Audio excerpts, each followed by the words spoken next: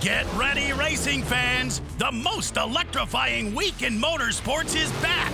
October 6th to 11th, Oswego Speedway transforms into the Clay Palace, the ultimate battleground for Super Dirt Week. From the thrilling races to the electrifying atmosphere, it's more than a race. It's racing's biggest party. Don't miss out. Super Dirt Week 2025, October 6th through the 11th. Now, stand back for your own safety. Steve, what's up? Congrats on the win. Thanks, Steve. Where Paulie at? Here we go. I'm checking out. I will respond to you, but I'm done for the week. I'm done. Steve is my favorite part of the show. How's that? I like that. Thank you. Thank you for saying that. Check for sound. Pleasure to be on there talking with Paulie, man. He's a good dude. I'm an idiot. I'll just shut up and let you talk. I was trying to help. And shout out to Tupac. 3, 2, 1, and This is Orange Nation. Well, hello, Paulie and Steve.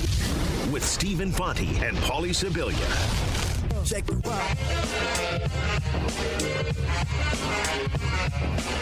Good afternoon, everyone. Glad to have you with us alongside Paulie Sibilia. I'm Stephen Fonte. It's a Monday edition of Orange Nation, which means Mike McAllister, 12:30. He will join us here on the show as we look back on Syracuse SMU. No Fran Brown today. It is a bye week, so no couldn't live come at a better press conference. Yeah, we'll hear from Fran again next Monday. But we got a lot to talk about. 315-437-7644. A lot to talk about, and not much of it is good. Coming out of this late, I'll call it a lopsided loss. I mean, I realize the final score wasn't as lopsided as it could have been, but the final score not indicative of how much SMU dominated this game, and back-to-back blowout losses for the Orange. They hit the bye week at 3-3. On the positive side of things, this is where I think a lot of people probably had them at this point. But right. It's you just didn't get there the way you thought you would, and there's not a ton of optimism right now, given what you're seeing with the offense. Now they've got a week off to try and fix it, but that's the weird thing about this is the defense is just as concerning. Yeah, and the offense I think will grow. I tell you what, though. Yes, the defense is concerning, but again, going into this game, we nailed it, by the way, in terms of score predictions. I think I said 31-20. It was 31-18. They missed that 2-point conversion. I said, and you said, we agreed that they would probably have to get to 30 to win this game. And I thought defensively, was it a stellar defensive effort? No. But SMU scores a lot of points. And that was about what I thought SMU would end up with. Yeah, but 30 shouldn't be acceptable, no matter who it is. The offense is the glaring problem right now. I mean, they only gave up 300-something yards. Oh, is that all? Yeah, after giving up back-to-back games of 500 yards. I mean, they gave up. Listen, as I said, they gave up 370. As I said, the defense wasn't great, but the defense did about what you would expect. The offense has to be better than that, and I think it will be. You're right. Guys, it's only game 2 of a kid's career. Everybody, it's easy for us to just sit and be like, yeah, this guy ain't it. Nope, I know. So I was kind of hoping that we would see some of that in this game, that you would say, okay, but they seem limited right now on that side of the ball, and they didn't help him out, right? I mean, to not be able to convert on 4th down. I mean, they had 2 cracks from the 1-yard line. That isn't all on him, obviously. I mean, that's up front as well. This game may have gone differently had they gotten in, on that first drive where they're knocking on the door on the goal line. Willis gets stopped, then Collins got. Did you think that quarterback sneak was odd in its execution? The way that Collins took the snap and hesitated before he did anything on that first quarterback sneak? Nothing looked right. Yeah. It was. See, this is where I was different from you, and I probably would have kicked the field goal right off the bat. We did disagree on that on the weekend. I probably would have just kicked the field goal. You're trying to build confidence, and those missed 4th downs were just brutal for an offense that's trying to get going. It was. I think everybody struggled in this game. I don't think it's okay to just be like, well, the only problem is I didn't say the only problem. I didn't say I'm not that. saying Okay. you said it. Okay. That seems to be the social media thing. There was a lot of problems. The quarterback is one of them. Yeah. And they got to figure it out. Yeah. I think that you got to let the quarterback grow. Like, the other weird thing to me is to see everybody want to go to the third string quarterback now. If the drop off was that much from 1 to 2, you got to assume the third string's a bigger drop off. And you also got to realize everybody's, like everybody says, in Fran we trust. Well, then trust him. Yeah. He's the head coach of the football team. Trust him that he's making the decisions that he thinks are going to win a football game. Just to get back to going for it on fourth down or kicking the field goal there, I think we saw 2 weeks prior at Clemson the mindset of Fran Brown going on the road, heavy underdog. What do you have to do? You have to take some chances. And we saw it after they recovered the onside kick at Clemson. They went for it on 4th and 2 or 4th and 4, whatever it was. They converted, picked up a first down to Jonte Cook. They went down, they scored a field goal. All of a sudden it's 10-0, and that set the stage for the upset. To me, there was no doubt in my mind that he was going to go for it there. And, like, that's what he does. He takes chances, and they're 17.5-point underdogs. Yeah. Field goals aren't going to be good enough to win. You got to score touchdowns. They had 2 cracks from the goal line. They couldn't get in. That's on that. I don't think that's on the coaching decision. I think that's on. It's got to be better execution. Offensive line has to get a better push. Again, on the quarterback sneak, Collins. It's got to be quick. It's got to be snap and go instead of it was snap and he kind of like assessed before he moved where he was going to go. You got to pick your spot. You got to go. They didn't execute it well, and that really was the beginning of the end. Yeah, it's just let it grow though. I'm not giving up on Ricky Collins yet. Now, maybe in a bye week, do you let Luke Carney get some snaps at the 1? I don't know. But I think that's what you got to do is, I don't think there's a point, it's at the point yet where everybody's like the wheels are coming off. They had an unfortunate injury and the defense needs to, get better. Right, and I think these teams that they lost to are pretty good, by the way. I mean, Duke went out west and smacked Cal after getting off to a slow start. I think Duke's pretty good. I think SMU's pretty good. They're not Miami and Florida State, but they're pretty good, and they were breaking in a brand new quarterback. The interesting question that's been posed to me, which I understand where people are coming from, and they say, listen, Ricky's not going to be back next year. Again, I'm not saying I'm saying this. I'm saying people are saying to me, it's evident that Ricky's not going to be back. Steve Angeli is going to be the starter. Ricky's probably going to transfer. Why wouldn't you try to, hand it over to Luke Carney, for instance, to try to develop him as your backup? And so my response to that would be, it's not time for that yet. You're 3-3 right now. Your next game, like this game against Pittsburgh, whether people want to talk about it like that or not, it's an enormous game, right? For them to, if you want to go to a bowl game, you got to get this one. Yeah. And you're coming off a bye week, and so now is not the time. To your point, if you want to build in a package or two, or if he wants to make an appearance or two, Ricky is the starting quarterback. And I don't know that you want to throw Luke Carney out there against Miami and Notre Dame at the end of the year either. So maybe if they've been eliminated from bowl eligibility, let's say they have 4 wins or less going into the BC game, then maybe that's where you make a move or you work them in, you play them a lot more. But I don't think the time is right for that now. I think because, again, you're going to be resetting the clock, right? We just saw Ricky go through growing pains of his first 2 starts. Do you really want to do that while you have something to play for?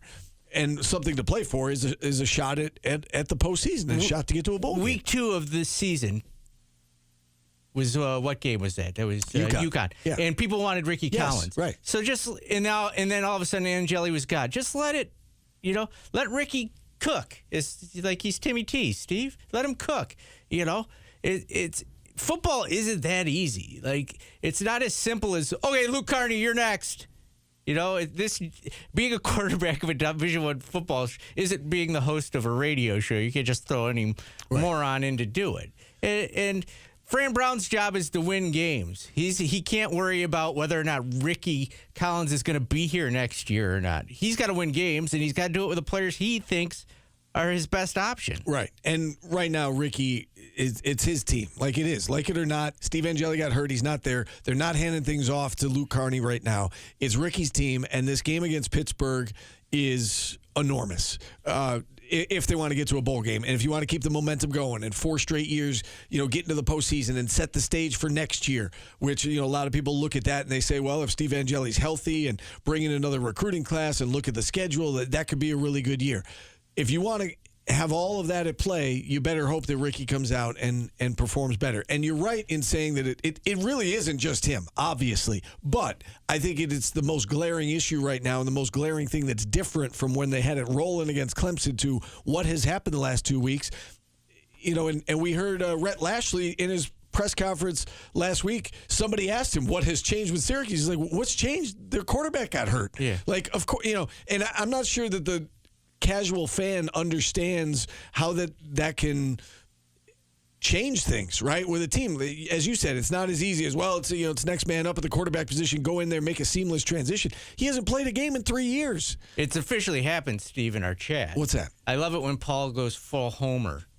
So I guess apparently me defending Fran Brown's it's at that point now where I'm defending Fran Brown's decisions, and that makes me a homer? The guy who won 10 games last year? Homer for what? For saying Ricky's the guy? Yeah, like, he is. He is the guy. They're not. This goes back to last year with the whole, should we talk about firing Red? They were never going to fire Red last year. They're not going to change. They're not taking Ricky out. They're not. Maybe at the very end of the year, I could see why you would say, okay, maybe he gets BC if they're 4-7. But they're not taking Ricky out right now. It's his team. They're going to give him this bye week, and you hope that he's better. And the coaches have to look at they have to make him better. Right. And how do you put him in position to be successful? That's right. And that's why I think those going for it on 4th down really hurt a young quarterback who's struggling. Get the points. Yeah. But again, I don't know. I think if they kick the field goal there, they're not winning the game either way. Now, if you get a touchdown there, maybe it changes the complexion. I think a field goal changes the complexion too. Maybe because you get the lead early on. I will say this. Like it or not, things looked a little better offensively in this game than they did the game before. They still did not look good at all. Yeah. I'm not saying it was a good performance, but let's see what he can do with this third game. And you have no choice. He's getting the start. He's got an extra week too. Right, he does, and the coaches have an extra week. To not only do they get an extra week with him at practice, they get an extra week to scheme up ways to make him more comfortable, set him up for success. They can look back on the tape. What's worked? What hasn't worked? What does he feel comfortable doing? They're going through growing pains right now. He's learning on the fly. It's like on-the-job training. Again, not playing a meaningful snap in 3 years. It's on-the-job training, and it has not looked pretty these last 2 weeks. But Pitt is a very beatable team, and it's at home, and you've got 3 very winnable games left on your schedule. If you can be functional on offense, you could win 3 more games and get to a bowl game. Hey, down here says the offense, notably with the QB, looked awful for 2 weeks. Doesn't hurt to see what's in the cupboard. This is my opinion on why it would hurt. You throw out your quarterback who's a freshman who you are hoping is backing up Angeli next year, and you lose his confidence. Yeah. You take Ricky Collins out, you can't go back to him. Right. It's too early. It is. I'm 100% with you, You can't go back to him. Right. We've talked about this, and people give us pushback. But if you're going to make a move, you are going to risk mentally losing that player for the rest of the year. And you are not in a position right now to lose Ricky Collins. So, you have to hope he's better. Yeah. You have to coach him up, and you have to. All of your eggs are in that basket right now. And if you want to make a change later, you can talk about that. But it's not happening right now, and it shouldn't happen right now. Yeah, it's not the end of the world yet. I have hope. That makes me a homer for having hope.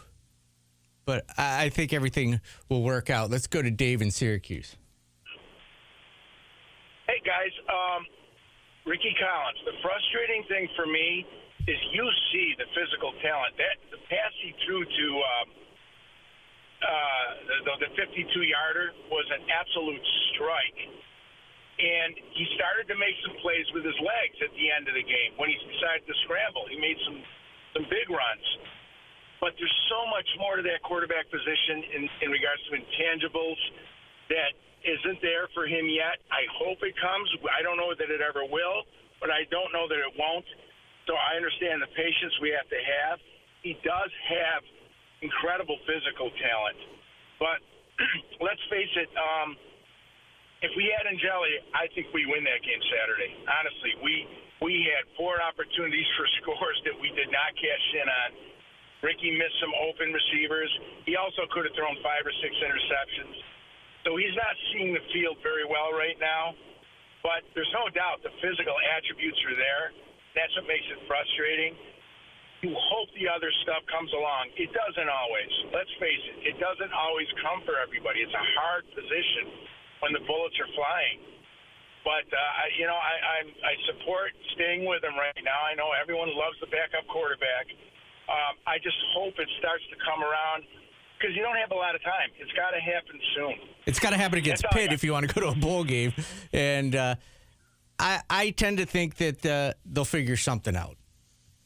You know, and it may not be pretty, but I think they'll figure something out. Yeah. I am of the belief that Yasin Willis needs to run the ball over 20 times a game. Well, you say that, and I agree with you that it would be nice to get him the ball a little bit more. But you look at the stats from this game, and the running backs had their opportunities. Essentially 3 yards per rush. Like it wasn't spectacular, right? It was they didn't do a lot with the opportunities. Willis was 15 carries for 41 yards. Will Nixon was 7 carries for 10 yards. That's not going to get it done. Now, the final numbers, so Willis was at 2.7 a carry. Nixon was 1.4. Ricky Collins was 5.7 a carry, right? So he brought up those rushing numbers. But Willis and Nixon didn't really do much in the running game. And I think some of that is they are one-dimensional right now in that teams are not afraid that Ricky's going to beat them with his arm. And so now they're able to focus a little bit more on the rushing attack, and they've been able to stop it. One quick thing, but yeah, go ahead. I was going to say one more thing about Angeli because people are saying he improved immediately. He had way more experience, and I'm going to tell you something else that helped him probably a lot is this team is young and new. I'm guessing Angeli playing the twos at Notre Dame was probably a lot more difficult than when he was going up. You know what I'm saying? Yes, than he's I do. Going up in games that Ricky has been going through now. So, and you're 100% right on he had more experience. Let's not forget that he started the Sun Bowl as a freshman and played very, very well. He appeared in 15 games with Notre Dame, including in the college football playoff because of injury. He comes in, he leads them on a scoring drive. Ricky Collins, by contrast, had not played a meaningful snap in 3 years. And this isn't meant to sound like an excuse. It's a fact. It's a reality. He had not played a meaningful snap since he was in high school. Now, Steve Angeli had, and that was part of the reason he won the job. One other quick thing. I'm getting some pushback in the chat about saying Pitt is a winnable game. Pitt is a winnable game. I'm not saying they're going to win. Yes. But, like, who has Pitt beaten that has impressed you? They beat Central Michigan, they beat Duquesne, and they blew out a really bad BC team at home. They have lost to a 2-4 West Virginia team, and they lost to Louisville by a touchdown. I think Louisville is pretty good average to maybe above average in this conference. Pittsburgh is a winnable game. I'm not saying they're going to, but if they could get better offensive play than they've gotten and they could score some points, they could win this game. The other thing is you can't go by each game and say, okay, well, this is the end of the world because of how they played. Look at what happened last year at Pitt. We had people calling for we should have hired Indiana's coach. You know, you can't do that every week. Every week is different. There's matchups that are different. Just let Fran do his magic. Someone says I have a lot of faith. Yeah, well, like I do have faith. It's not fun to be like, oh, they're going to lose every game now. It sucks. Yeah. Let's go to go ahead. I was going to say Jim. All right, I'll go in order. Mark was next, but that's okay. The world didn't need to know that, Steve. Well, I was going to say go to line 2, and you interrupted me, so that's all I was going to say. Jim, how are you today? Glad to have you on. Hey, Steve. You know what? I'm partially calling in to hopefully make you feel better, too, since you're dealing with Polly and the concerns. You know, last week I called in about Lawrence, and it was too emotional to recognize this. But the time before it, Steve, I inadvertently or accidentally insulted you because I said how I was annoyed by guys that won some state championship or played D3 sports 30 years ago. So that wasn't a shot at you, but I do want to acknowledge your perfect teeth and your perfect GPA to help lift your spirits a little bit. Thank you. That made me laugh. I appreciate that. Good, absolutely. With that said, I want to offer perspective. I always say life's about perspective. You know, I'm a Syracuse fan, but I'm down here, and for business, I do the Penn State football scene, and we could be this program, right? People are forgetting we came into it even with Steve Angeli and Coach Fran, who I love, thinking probably at best we were 6-6, maybe an outside 7-5 if we had really, really good breaks in our favor. But, hey, we're not Penn State where people have been convinced to give tens of millions of dollars, $12 million between the two backs and the quarterback alone, and this is what we're getting down here in return for lots of money that was put out, and it is an awful product. So we're not that at Syracuse. So just keep that in mind in terms of having a little perspective on how these things could be working out. Yeah, it's a great point. And, you know, I saw James Franklin's buyout is, like $40 million. It'll be interesting to see what Penn State does, because I know that fans down there are restless, and this is not what they signed up for. Gabriel Brizingoid says, the world did not need to know I messed up, Steve. I didn't mess up. I just went in order. I would contend you went out of order, but... I went 1, 2, 3. Yeah. But the world didn't, it was completely, the show just would have been a flawless, seamless show, but you need to correct everything. Sorry. Mark in New York City. Mark, my apologies for making you waiting. You should have been the last caller. Yes, you would have had no idea of that unless Steve brought it to your attention, but here we are. Thank you for waiting patiently, Mark. No problem. I know how you feel about me now, Paul. No, I'm just kidding, but... but this is not even one of my points. But Steve, I'm with you. I think Pitt is a winnable game. So I don't want you to take so much heat in the chat on that. I think it is a winnable game. But 2 points I want to make. I'm having a tough time comparing, this whole Syracuse situation to anything that we've seen in the past for other teams. I mean, where we go from a program-defining win at Clemson to all of a sudden now, calling for this backup quarterback to go for the third string.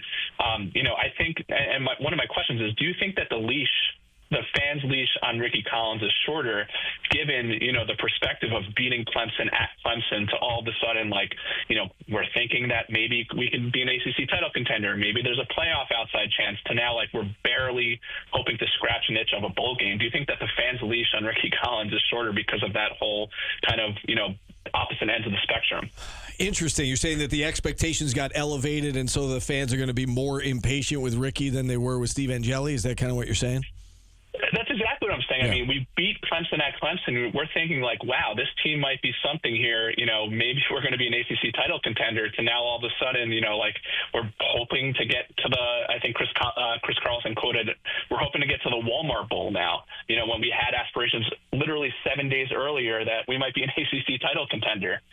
Yeah, I mean, it's interesting. I think the fans are going to have a short leash with Ricky. I think we've seen that they already are ready to move on, right? The fans had a short leash with Steve Angeli, too.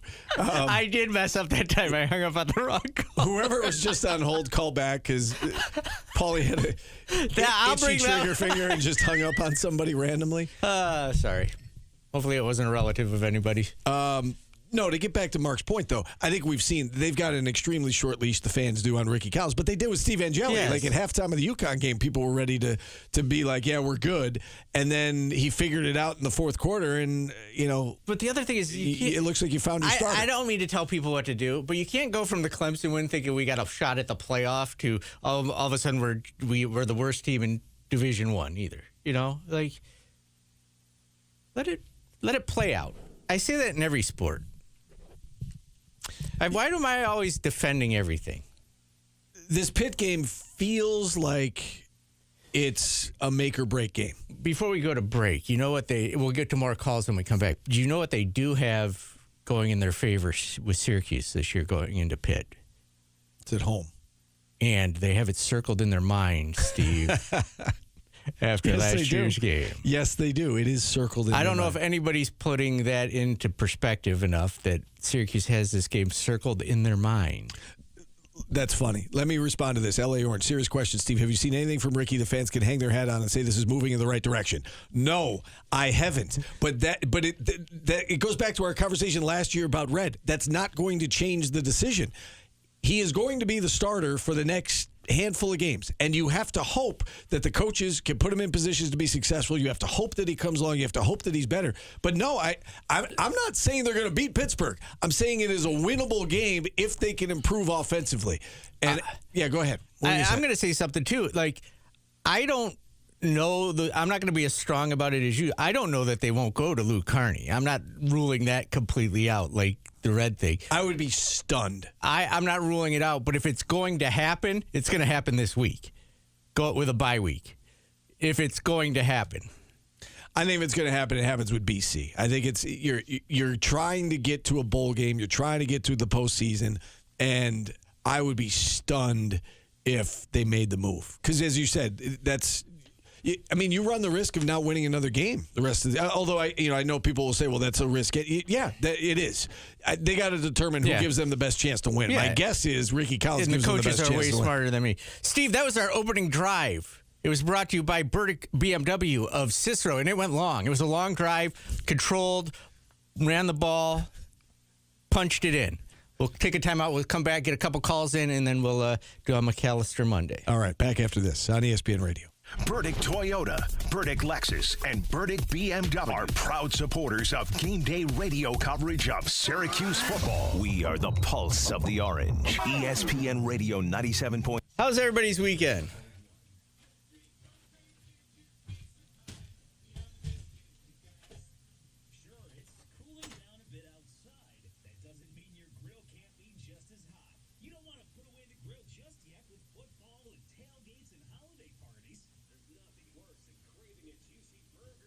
Why is it weird for someone to dance? People are always dancing to the music that's playing. The players, the coaches, I see that all the time. Why is that weird? Is that what we're getting to now? Is that what we're getting to now? The coach can't dance or have fun in his life? Maybe there was a banger playing.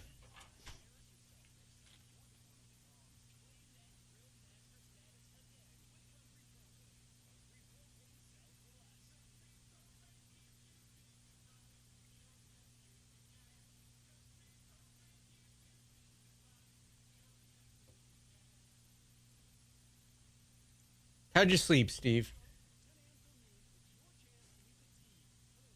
Boo.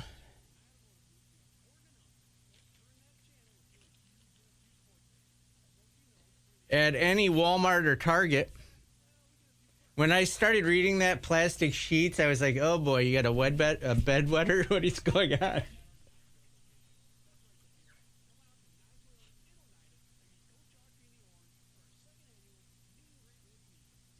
He did it against BC, and you don't know if he's going to do that every game. We also don't have that quarterback. If he was at Syracuse, maybe they would have played him.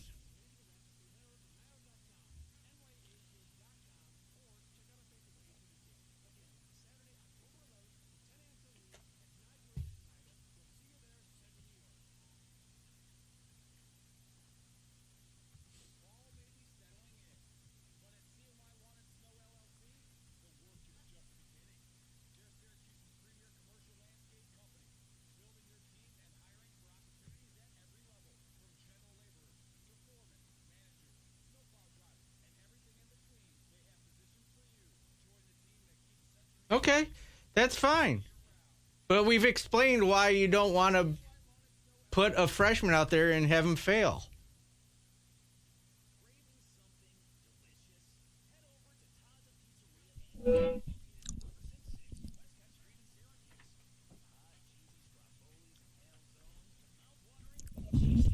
I literally just said that I was not against. I'm not going to say it's not going to happen. Did I not say that? Yeah, Paulie said that. I think there is like a... So go at Steve San Diego. I think there's like a 5% chance of that happening.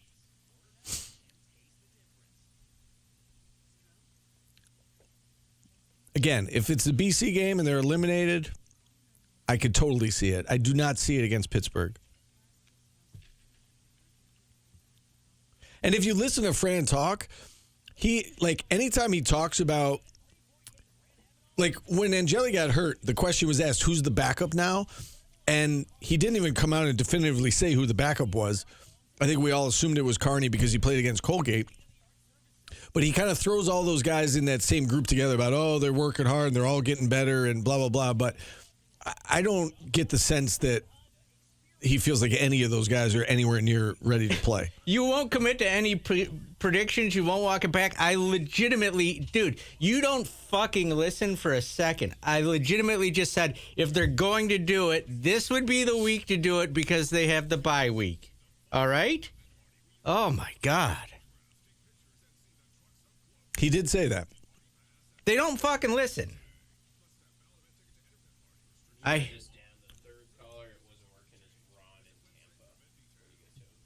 Tampa Ron. Yeah, Tampa Ron. Okay, thank you. I mean, as quick as we can, so we don't keep Mike waiting too long. And just because I say it, it's not like a prediction. I'm not Nostradamus. I don't speak in quatrains. Do you want me to start speaking in quatrains?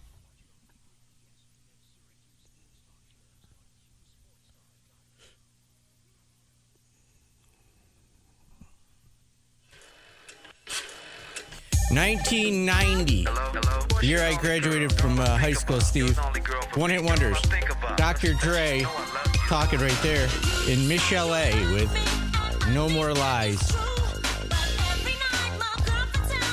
I was told Syracuse would make the playoff this year. That was a lie.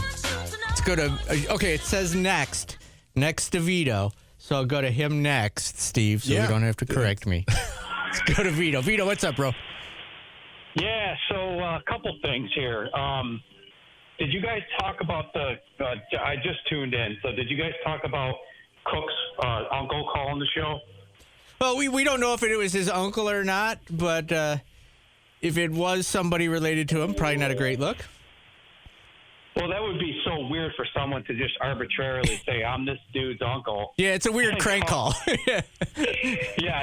So if it was him, that is so absolutely embarrassing and disrespectful to his nephew, as an uncle to a nephew who's being recruited for baseball, D1 actually. I asked him if I did that. He said he would murder me. So I just think that was so disrespectful. So now he has to face Ricky Collins. He has to face Coach Brown, and I think that this is an indictment on NIL because we probably would have never gotten Jonte Cook here without NIL. These kids are chasing bags.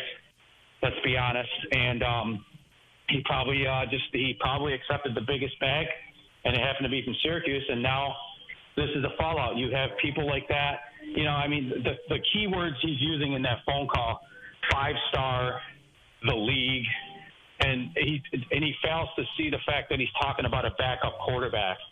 I mean, what are we talking about here? You know, I mean, Angeli went down.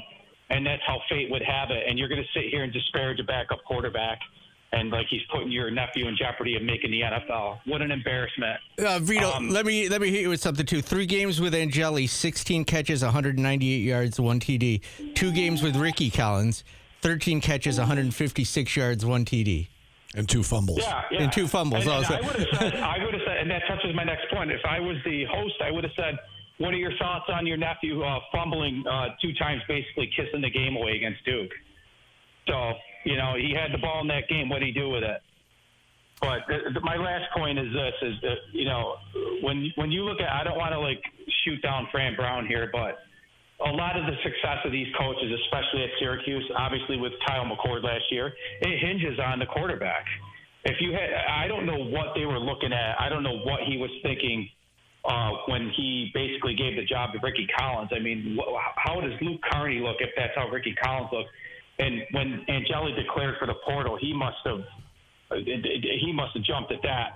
I mean, Ricky Collins is showing me nothing. I don't understand what he saw in him. And the fact that he went to LSU, what did LSU see in him? Well, I think that's just it, right? And I appreciate you checking in, Vito. Some of it was, listen, there wasn't a lot of game tape on Ricky Collins out there. So some of it is, you know, you're picking him up on faith that he's, you know, you look at his high school stuff, obviously. He went to LSU. He was highly rated, highly regarded. You know, some of it is guesswork. You know, that's sometimes with the portal, you don't know. Like, even with Steve Angeli, I mean, now he had played in 15 games, but you didn't truly know how he was going to be coming in and being the starter of a team and being your leader. So, they swung in and they hit with Steve Angeli. At this point, it's been a miss with Ricky Collins, but it's also only been 2 starts. So let's see what he does the rest of the season. But, right now, I think we see why Steve was named the starter and Ricky was the backup. Michael Antonio in our chat says something bonkers right now. We want Fran to tell us what he expects this season. If he's willing to torch the season to develop the system, then so be it. But tell the fans. No coach can go out and go, you know what? We're just going to go blow up the season. You can't say that. Ever. Go say that to your boss. Yeah. Hey, I'm in sales, but I'm not doing so great. 3 months left. I'll be better next year. I'm not going to sell anything for the rest of the year. You can't do that. It's life. It's his job. Let's go to Govendo. Matt, what's up? Good afternoon, boys. Listen, did we forget that we had a really tough schedule from the get-go without even losing our quarterback? Like 5 out of the 6 teams were in the college playoffs that we were playing away from the Dome. We knew that with the quarterback. So, Paulie, what was your projection on the schedule? 7 wins. Okay. And I had 6. I had 6 and 6. Yeah, 6 and 7 is still obtainable, right? Yeah. I mean, we're on track. Right. So what's the issue? I think there is something to what one of our callers earlier, Mark, said, was that the wins didn't come the way we thought they would, and Clemson was one of them. You beat Clemson at Clemson. Yeah. Of course they did it. Yeah. We thought we were going to lose that game. Yeah. But, guys, we're on track. I mean, and we got dealt a shitty hand. You know what I mean? Yeah. All right. And I would say this as well. Like, I think some of it is if they started 3-1 and they played bad or played poorly back-to-back weeks and they were 3-3, but we saw that, Steve Angeli was the quarterback, and you look at it and say, okay, well, what's in them. The possibility is there that they get hot again. I think that's one thing. The fact that since he's gotten hurt, the offense has looked a certain way. I think a lot of fans are kind of throwing up their hands saying there's no chance they can win 3 more games the rest of the year. I think that's part of the problem, too. It's not just that they beat Clemson. It's that they beat Clemson with Steve Angeli, and since Ricky Collins has been the starter, the offense has looked meh. Yeah. Yeah, and I think it will get better. Michael Antonio follows up he should say that he's going to throw out the season. Fran is a different breed, so he can get away with saying controversial things. No, he can't. He's got a boss. That's how you get fired, saying I'm not going to try and win games. All right, let's get one more phone call in before we get to Mike McAllister. Ron down in Tampa is joining us now. Ron, what's up? Hey, guys. Hope everyone's doing well. Yeah, same to you. So a couple things. One, big picture, like Govendo said, we kind of went into the season knowing it was going to be a tough schedule.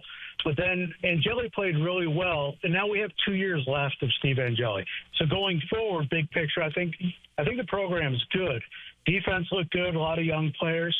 As far as Luke Carney, I could see Ricky Collins starting against Pittsburgh, then going through the first half, and maybe even like the first series out of halftime. If he's not looking good at that point, that's where I could see Fran Brown making a change and putting Luke Carney in.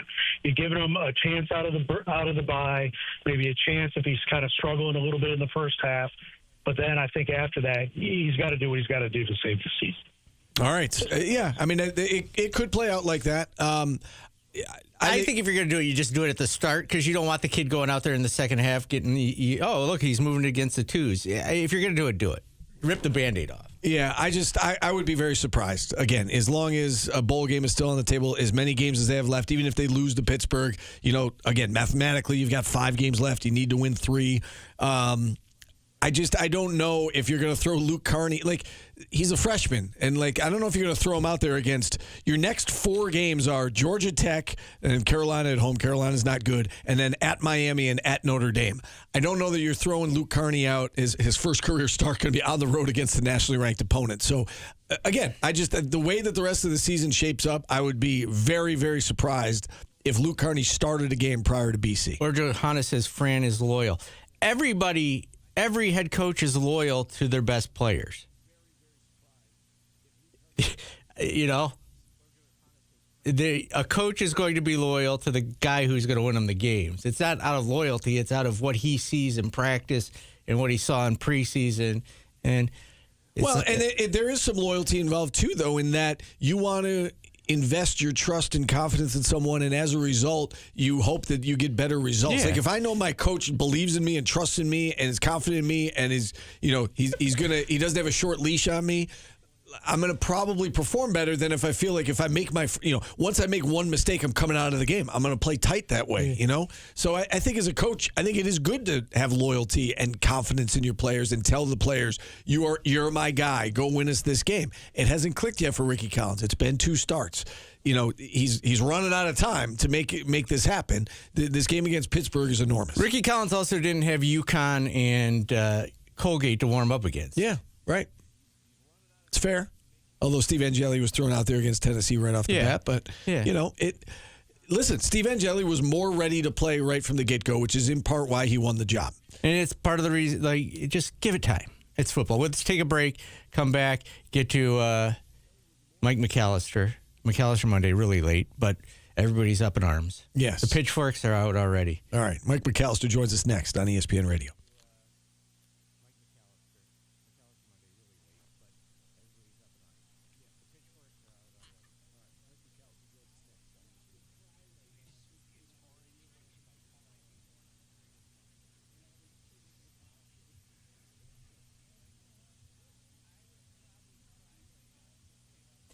Michael Antonio, you're legitimately saying, you want him to admit he's throwing out the season, and now you're saying you can't afford to develop more than 1 or 2 games.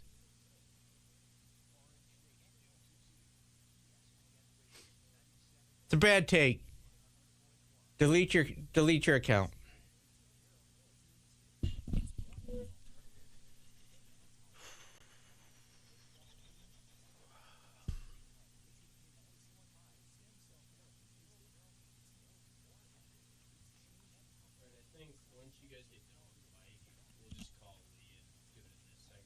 Okay. Yeah. Yeah. Our clock management so far today has not been good. Yeah. Philly's most wanted. Your eyes aren't connected to your brain, just like basketball season last year. What do you want me to say? Do you want me to just say these guys suck? Is that what you want? No, I wanted the basketball season to play out. And it did. It played out to be the worst season of my lifetime, and it was horrible and horrendous. But I'm not going to say that in week 4 of the season. I'm sorry. I'll wait till after the season to say it. Got to give it time.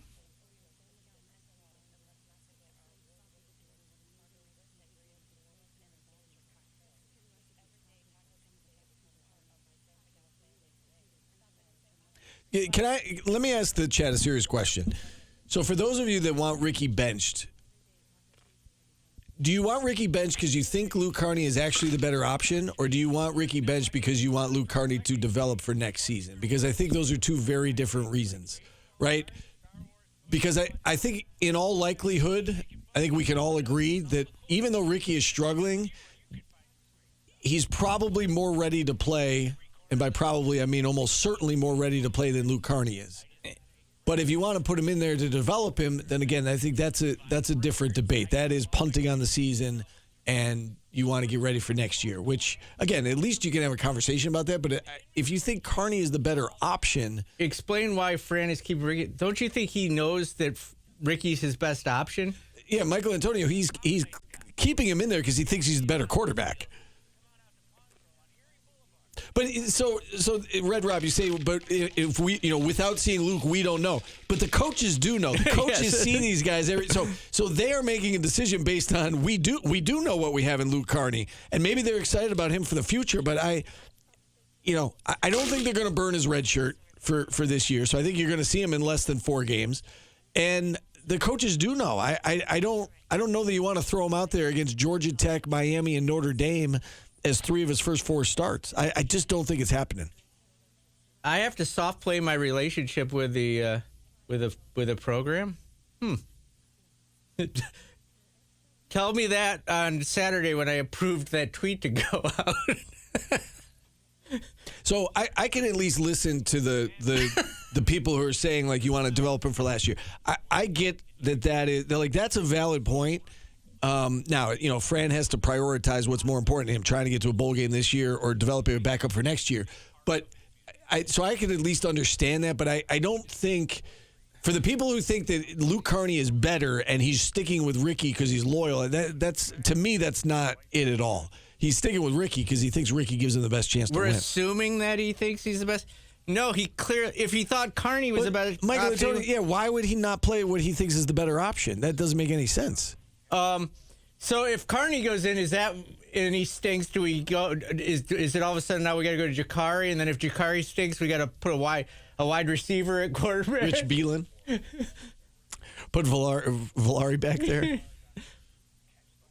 Is it like just an infinite loop?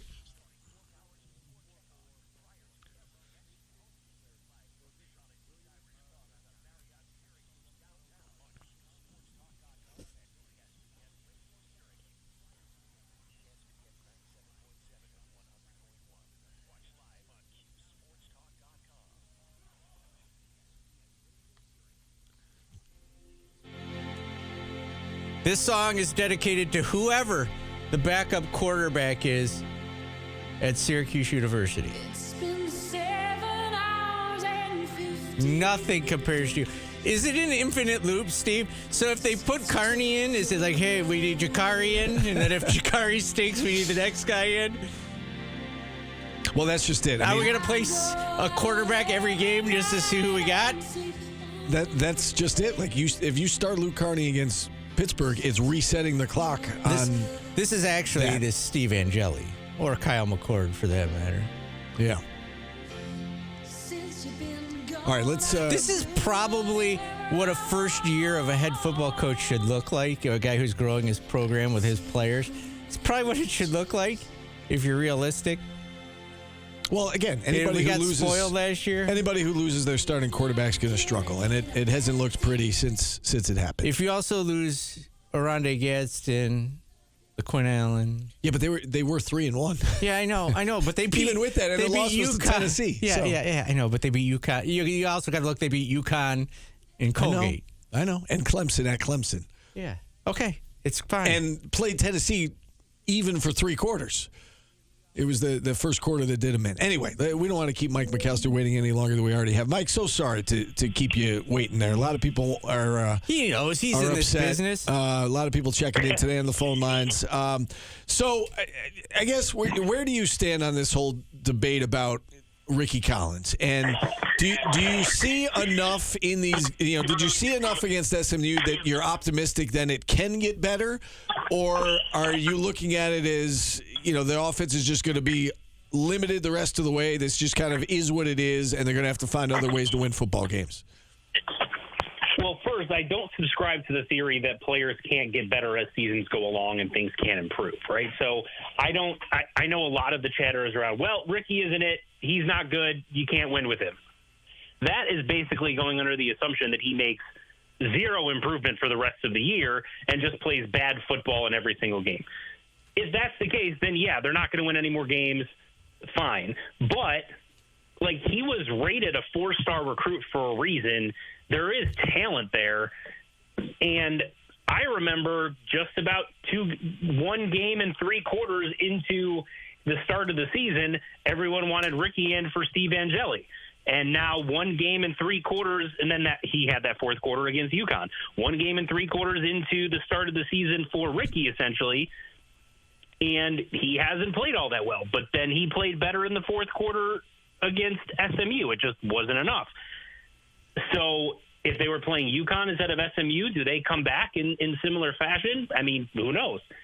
So my thought is you have a bye week now. You can reset, take a step back, go through 2 weeks of preparation, game film, etc., see if you can make some strides, see how it looks against Pittsburgh, and then you kind of go from there. But I think throwing a true freshman into this situation right now and then asking the rest of the team to reset for basically a 3rd time, I just don't see how that ends up being a better situation than trying to bring Ricky along, maybe altering the offense and the approach a little bit and hoping that things do get better. You know, I agree with you, Mike, and I just want to put something in perspective here for everybody.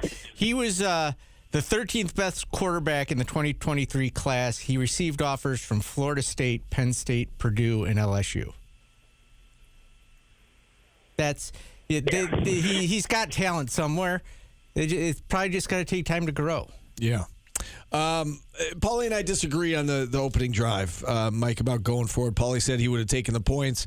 I said, based on what we've seen out of Fran, he's very much, especially like after we saw them being a 17-point underdog on the road at Clemson and the way that they really went for it early on, went for it on fourth down, the onside kick.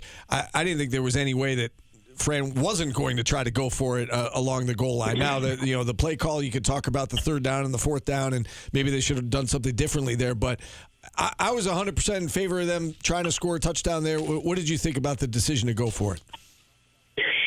I think if you're almost anywhere except the 1 yard line, it's more of a discussion in my mind. Because if you're 4th and 1 from the 10, then perhaps I understand taking the field goal there. But at the same time, once you get down to the goal line and you're down inside the 1 yard line, at that point, you're trying to sort of set the tone for the game. And so if you get down inside the 1 and you tell your team, we're going to kick a field goal here, I think you're telling your offense, I don't trust you to get a yard. I don't trust you to get half a yard, whatever it is. And I think that sends a bad message as opposed to, even if you don't get it, you're telling your team, look, we're going to be aggressive. We're going for it. We think we're good enough to convert in these situations. And so, next time we'll get it. Now, they didn't get it the next time. Fourth down was certainly a struggle. But were they legitimately 2 or 3 plays away in that first half from, instead of being down 24-3, making it, 24-17 or something like that, and it's respectable? And then that run that they made in the fourth quarter, instead of just making the final score respectable, maybe gets you over the top or gets you into a tie game or a tight game. There's a lot of what-if scenarios, but ultimately I'm in favor of being aggressive, especially when you're the underdog on the road. So if you're inside the 1 yard line and you don't get it, it's on you. If you don't deserve to win the game, then, in my opinion, you should be able to get a yard. See, my take on this, Mike, is that's fine maybe this week if Angeli's the quarterback and you're that aggressive.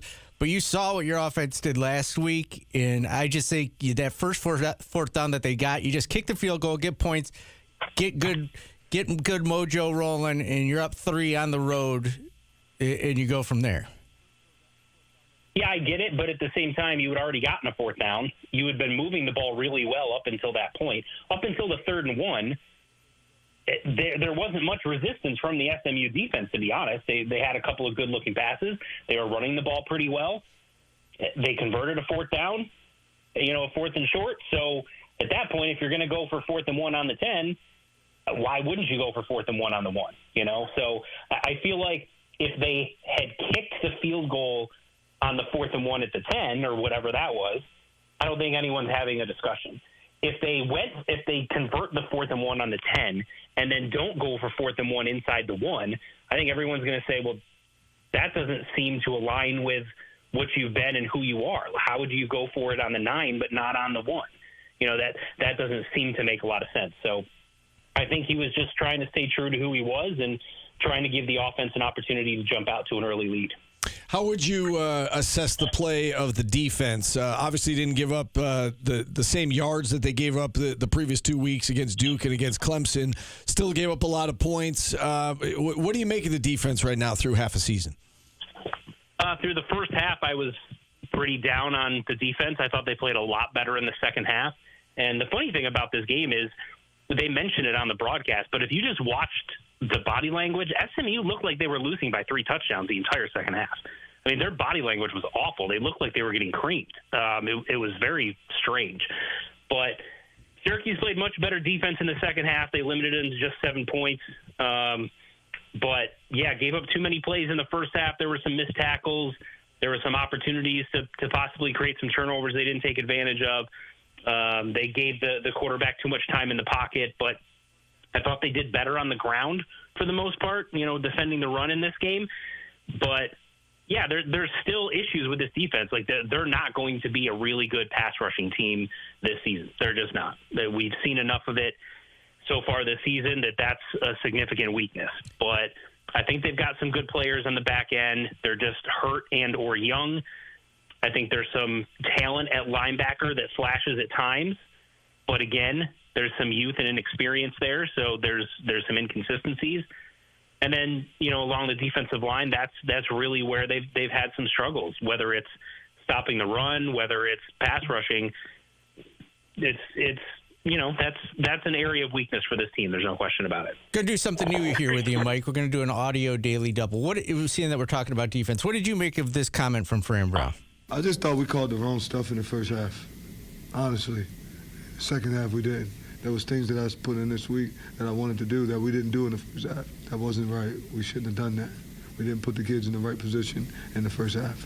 And in the second half, we put them more in better position. You've seen differences in the things that we've done. So I thought that we didn't call it right in the first half. What do you make of that, and who do you think that was aimed at?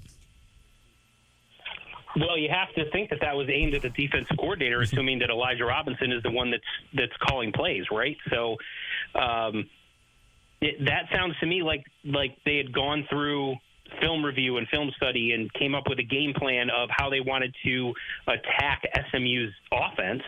And in the first half, they didn't do the things that they had talked about and were in the game plan. And then I'm guessing at halftime, there was probably a conversation about that. And in the second half, they did do those things that were in the game plan and were part of what they had reviewed.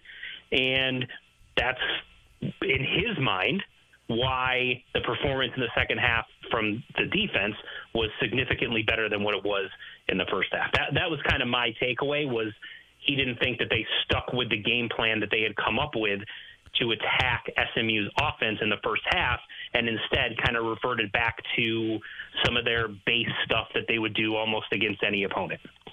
All right, Mike, we do have to run. We'll see you on the TV side of things tonight. Real quick, though, do you think this team can make it to a bowl game still? You think they can find a way to win 3 more games? You have to ask me that after Pittsburgh. Yeah, right. I mean, that to me is the big key because, listen, North Carolina is not good. Boston College is not good. You can win those games even with, average or slightly below average quarterback play. Pittsburgh is, I'm not saying they're great, but they're better than those teams are. And so if they can get some improvement from the quarterback position and some of those, they can get healthy and play a full game and somehow pull that game out, then yes, I think they can get to a bowl game. If they lose that game, I think 5 wins is the ceiling. All right. Appreciate it, Mike. We'll see you on the TV side of things tonight. Thanks, guys. All right, Mike McAllister joining us here on the show, and we're running late, so let's find out what is happening in the stock market. Steve Infanti, how does that sound to you? That sounds great. I am running the 4-corner offense right now as we're waiting to get this on. You sound like a robot. Well, you would know. Speaking your language. Let's bring on Mike from Lee Baldwin & Company. Mike, how are you today? How's the market doing as we start the week? Good, thanks, guys. A little bit of a mixed start to the week. The Dow's down about 130, but the S&P and NASDAQ are up sharply. And the NASDAQ's led by a big advance in AMD. The stock's up $45 to $210 a share on a multi-billion-dollar open AI deal. So more AI driving the market higher. And our dog, we're going to go with AT&T down $1 to $26 a share on an analyst downgrade. So overall, pretty good day. Hopefully we can get off to a good start beginning of the week. And my second dog was going to be the Jets, but I'll leave that until another time. Well, Bills didn't look great yesterday either, so I'm right there with you, Mike. They'll be all right. All right, Mike, thanks for checking in.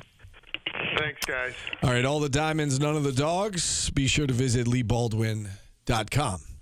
So with that, we've got a break to make up in the second hour. We did go long there, but I think for good reason. A lot of people are upset. We'll open up the phone lines the rest of the way, 315-437-7644. No guests in hour number 2. So if you want to call in, feel free. Dial us up. Check in. We'll talk our way through it. We're back after this on ESPN Radio. Gaper, Do you honestly think life works that way? That just because Pitt went to their freshman quarterback and it worked, that it's going to work for every other fucking team in America? Just wondering.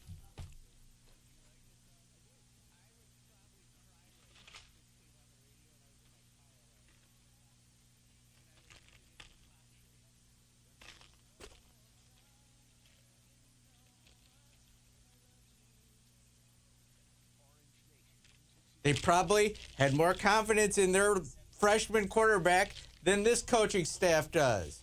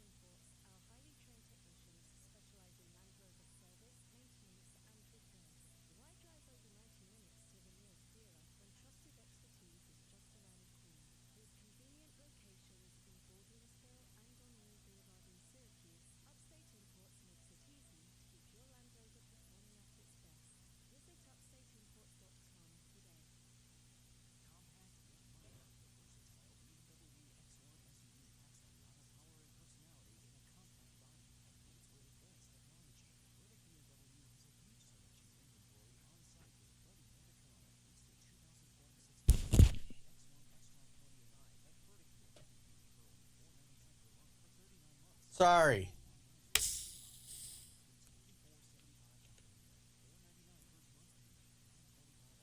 I thought Gio handled that great.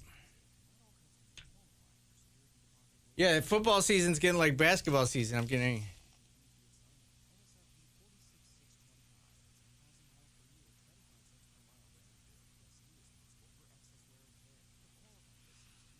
That Mark Sanchez story took a fucking 180 really quick. Everybody's like, oh, get well, Mark Sanchez, what a tragedy. And then you find out, did you see the dude he got in a fight with? The dude was 69. Dude is fighting 69-year-olds. And I don't know if who was the instigator was, but...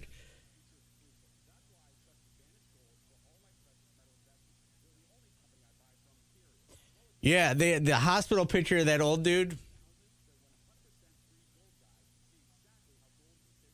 No one knows yet, so I can't say it was him or the other guy, but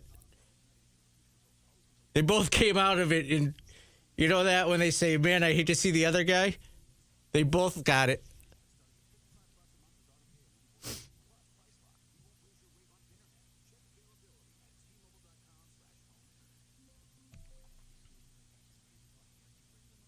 I don't know. I think the guy double parked in front of Mark Sanchez and he got mad. He's older than 65. He was 69. It's basically a 70-year-old.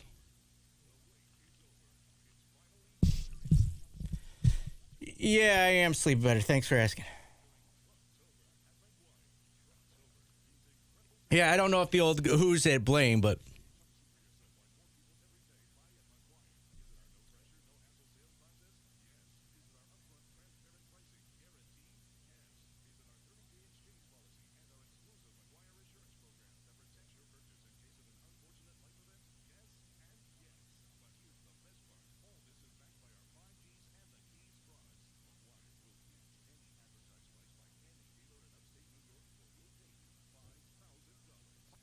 Just because you get arrested doesn't mean you're guilty.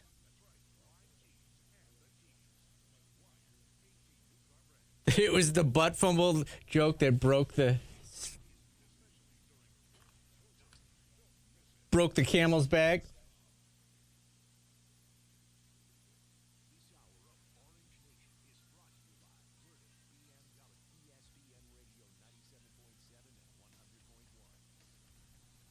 We are going to get back on time here. Hour number 2 underway. Jane Child. Don't want to fall in love.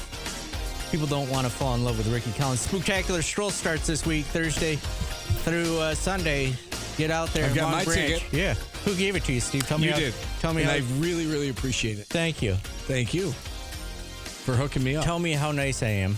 That was so nice of you. And our little JP will love it. Maybe I'll go with you guys. Well, I've invited you bring before. Indy. Yeah, meet you out there. we can meet out there. We can walk around there. I think we have to together. go in the same car with the ticket, though. Why? I'm sure you got your own, right? Don't you have your own ticket? No, I gave you mine. Stop. I paid for it and gave it to you. You did not. I ripped it out of a child's hand and gave it to you. You did not. I did. There was a little kid so happy to go. And I was like, that's Stephen Funny's ticket. And I pushed him and took it. Let's take a time out.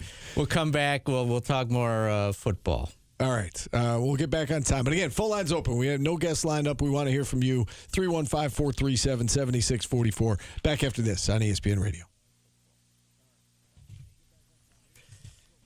LA Orange, Cook is pretty big news. Wonder why Paul isn't talking about it. Please tell me why you think I am not talking about it. I would like to know why you think I am not talking about it. And we've already talked about it on the air once, but go ahead. Please explain to me why I am not talking about it. I would love to hear this. Can we bring up Kim carrying out the heavy order at the Wildcat and Steve didn't? So Steve didn't. I couldn't believe that either. That was outrageous. Make your wife carry stuff. It's just like power washing. I don't know if it was him or not. You guys can do one more segment and then I'll come in. Did you do, I was on the phone, did we ever say like Yeah. For the first segment we did. The second we haven't yet. You haven't yet. Technically, this is the start of it. But yeah, if you want, there's tons of brand sound if no one calls. We don't know if it is him, but that would be a wild crank call. like so well thought out. By the way, 3 old ladies came up to hug you, and you had already left. Because you remember when I said, if you come hug Stephen Fani without his permission, I'll give you tickets. 3 old ladies asked for yours so they could hug you. No, for real? Yeah. Oh. Sorry. Did they hug you instead? No. You don't win if you hug me. LA Orange, I'm trying to find out why you don't think I talked about it. Kevin, thank you for your nice gesture. I very much appreciate you thinking of me in that way. I had the 3 figurines were sitting out watching the game last night, and I took Stephon Diggs and I turned him around in the second half to try and change the Bills' luck, but it did not change their luck.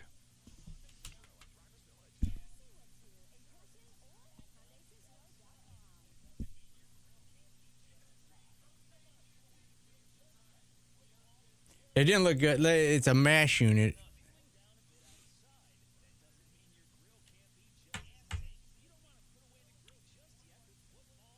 Yeah, we'll hit on Art Jones, guys.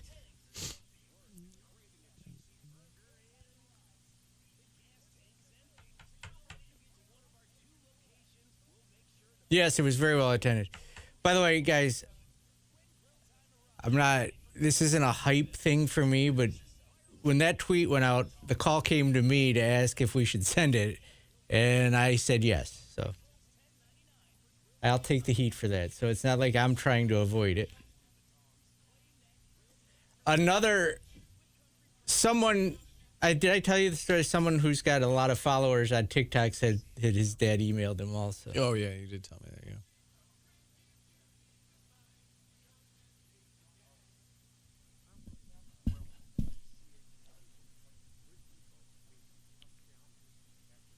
I did have to think about it for about 5 minutes, but it went out.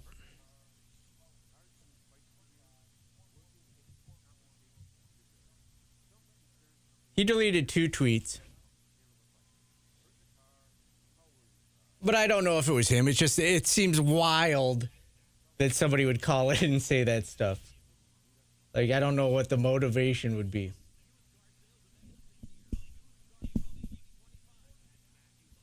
Like, most people, like, if you're going to crank call a talk show, you call in and swear and run. So here's how you do it, though. I'll give you guys the insider information. You compliment the show like this. If you want to do this, you go be like, hey, you guys are the best shit on the radio. and they hit the dump button, and then after that, then you go bleep, bleep, bleep, bleep, bleep, bleep, bleep, bleep, and then you got them. They're stuck. Like someone didn't restart our dump button earlier, and someone got an S word on. So it has to reset? Yeah. I didn't know that. I thought you could hit it as many times as you needed to. No. Because then it would just keep going back. It's got to build up a delay, and then it cuts down on the delay every time you hit it. Why do you hit it twice then? Just to make sure I'm safe. Because it's 4 seconds.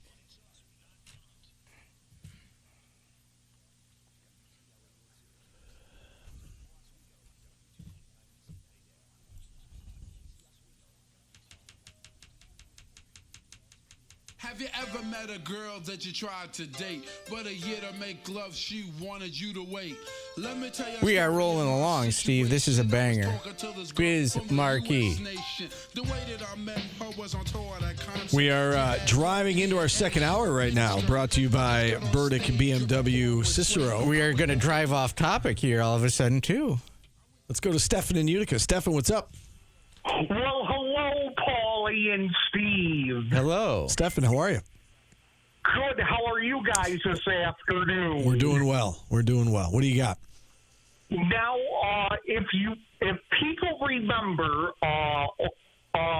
people that were around in the 90s and so forth, in 1996, the Yankees in the World Series were down 0-2 to the Braves and won 4 straight to win it all that year. And with them being down 0-2 now, they have to win 3 straight, and hopefully they can do that. Yeah, I mean, I'm optimistic of that right now, Stefan. What did you see in that first 2 games that make you optimistic they could do that? Well, not a heck of a lot, but maybe some home cooking tomorrow night will get them going. Yeah, you got to hope so. I will say this, like in terms of, what are the chances or can they do it? I think they can do it. And if you look at the individual pitching matchups, they've got Rodon going next. Schlittler was so good in that first round that if he's able to replicate that, now all of a sudden, you can push it back to a game 5. But the Blue Jays have had their number, and there's no margin for error. They got to win 3 in a row now. The Blue Jays have owned them at the Sky Dome or whatever the hell it's called now. Yeah, Rogers Center. It's they've owned them, and Fried got beaten up. They head back home now. You hope that Rodon can hold down the fort. You hope that Schlittler can put together some semblance of that performance he had in the last round, and you hope you can get it back to Toronto. But there's a lot that has to happen between now and then. And as I said, no margin for error. They've got to win 3 in a row, and they don't have a safety net. So not looking good for the Yankees, certainly. Yeah. Vlad Guerrero's looked like a superstar. He's flying all over the field on defense and hitting bombs. And home cooking. Who would have to be the chef for the home cooking work? You need Gordon Ramsay doing your home cooking at this point. Yeah, it's not looking good. It's not looking good. It looks like you are cooking for him right now, Steve. Okay. Very bland and unentertaining. That's like, where's he going with this? Scooter in Jamesville up next. Hey, Scooter. Yeah, it was interesting that Guerrero, with this new concept of his launch angle, we used to call it uppercut, but I guess launch angle, it wasn't working for him. He went back to his old style, of more of a flat type of swing, and I think it's worked out for him. So at least he's one person that at least is trying to hit more than just home runs. Hitting on that topic about the launch angle and everything, yeah. The Padres win a lot of games in the regular season, and they play old school baseball. They bunt, they hit singles. In the playoffs, though, you need slug, and you can't string together 7 or 8 hits against the best pitchers in baseball. It doesn't work anymore. You need one guy to hit and another guy to hit a home run. Well, I still think when you got first and second, you need a run, the bunt or moving the person over by that's just not part of analytics anymore. And even I still understand extra innings. where the team doesn't score at the top of the inning with that phantom second base, and the home team comes up and doesn't even try to move the guy over to third base. It drives me crazy, Steve and I text about that all the time. It drives me crazy. It's crazy. Yes, it is crazy. That is crazy. Like, that situation is crazy to me. Like, you need one run to win. The guy's on second. Let me hear this. You guys are managing the Yankees. The go-ahead runs at second, and Aaron Judge is up. Okay, so do you bun Aaron Judge in that? There are exceptions to every rule. I would say no, you're not bunting Aaron Judge there. But pretty much anybody else in the lineup, just lay down a bunt. But why not? But what happens? Why not just bunt Aaron Judge and then bunt in, do a safety squeeze on the next because game? Aaron Judge gives you an opportunity, I think, to win the game with a single, and you trust him, right? I mean, he's the batting champ. I'm not saying take the bat out of your best player's hands or your best hitter's hands, but what happens if you bunt him over?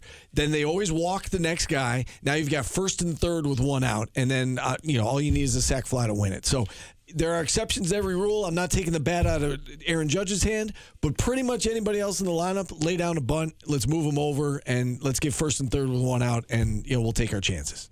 Anyway, go ahead, Scooter. Let's put Paulie. How many times have you seen Tony Gwynn strike out with a guy on third base less than 2 outs? He's not trying to hit the 2-run homer. He's trying to drive in the guy, and that drives me nuts. Where like you said, all he needs is a single, and you can tell the way they're swinging. They're not just trying to get the ball in play, and that's one thing that drives me nuts. There's a lot, and the Yankees happened to them. They had the bases loaded, nobody out. I think in the 5th inning. And just the way they're swinging, they're going for the grand slam. They weren't just trying to get on the board, but that happens all the time. But players like Tony Gwynn would use the whole field just to try to drive in the run, and you just don't see that as much anymore with this analytic stuff. They're just trying to hit the 3-run homer. Syracuse, I said it. Hey, Steve, thanks for the shout out. If you don't try to score 35 points a game in college, you're probably going to lose a lot. And if you went back and just look at the scores this week, the losing team had to score probably 35 points to beat the winner probably in 75% of the games. And I figured that SMU in a bad day is going to score 31, and that's basically what they did. And that's just the way the attitude you got to come in with. And if you don't be able to score, then we'll see what happens. I tell you, Notre Dame, if they play that badly against Boise State, there's a slight shot that Syracuse might pick them off because didn't understand their concept. I knew how to beat Boise State, and they went the opposite way and still scored 28, but they struggled for most of the game. So we'll keep an eye on that Notre Dame game, which was one of the late games of the year. But you have to come in with the idea of scoring 35 each game. Yeah. To have any legit shot, especially against this schedule. I mean, look at the games left. You have to, but that's way. But look at the landscape. You go down the list of all the games and look at their scores. The winning team had at least 35 points, most of them. Yeah, appreciate you checking in, Scooter. And that goes back to, I think that's why they go for it on 4th and 1, or certainly they tried to score on the goal line with Willis. He stopped. They go for it for 4th and 1. They get stopped again. You got to score a touchdown there because field goals weren't going to win that game. They had to get 7. They had to set the tone. They had to try and get to 30 points. They didn't do that, obviously, and SMU won comfortably. Quick thing before we take a time out here. We'll get to Drew when we come back. Pit time. 7:30. Yeah, 7:30. 7:30. Late game. I like noon or 3:30 now. I'm getting old. I like to have a little day and night left in my life. Yeah. 7:30. Late. Orange Central weekend, homecoming weekend on the Hill. That's right. We'll do our special homecoming show pregame. We will. On QSportsTalk.com. More details on that as it gets closer. But Kim Infante, who carries the groceries at the Infante house. She will be on for the first half hour, yes. I don't mean to call you out, but... No, you just did, but that's okay. Your wife carried all the food out to the car. She did. She did. The Wildcat. Well, you didn't. No, that's not 100% how it played out. But she grabbed the food initially while I was on with you. Yeah, but then you should have said no, honey. I grabbed the food after that. You didn't see us actually leave. We'll roll the tape. Okay. I think it'll be on Kevin tape. is my witness. Kevin was there. Kevin is my witness. He saw what happened. Kevin will give you $5 to lie publicly. Let's hit a timeout here. More of your phone calls coming up next on ESPN Radio.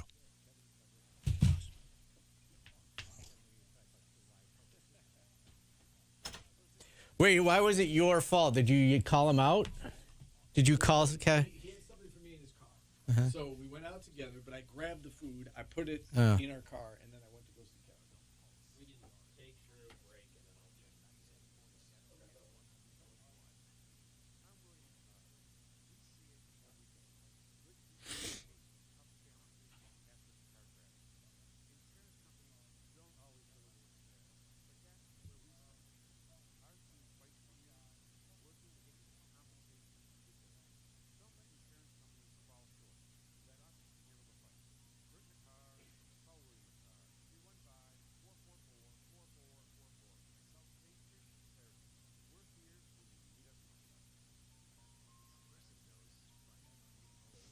Yeah, I got to figure out that schedule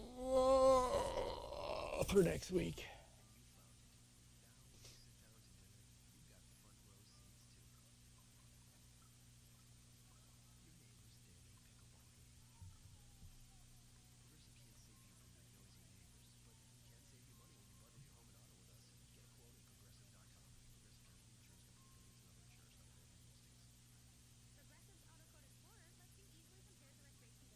It's like everyday Prime Day now.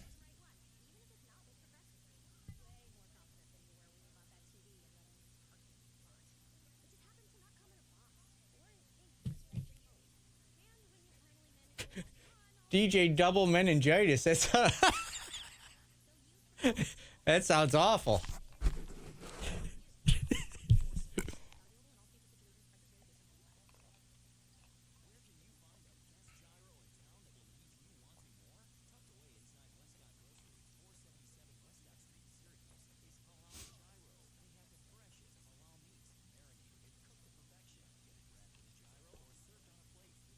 I just looked up and it says break first next to Drew.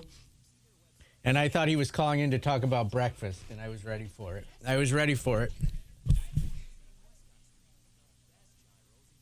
I'm ready to talk breakfast. What's your favorite breakfast food? Jordan usually does those media spread reviews. Syracuse had these little waffles last game that had syrup mixed into the batter, and they were super good. I ate like 15 of them, I'm not going to lie.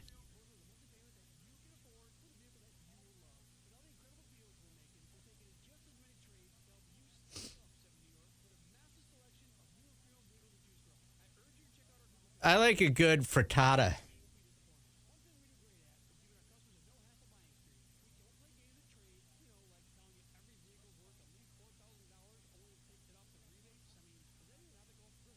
The biggest eater in the press box used to be a guy who wasn't even in the media.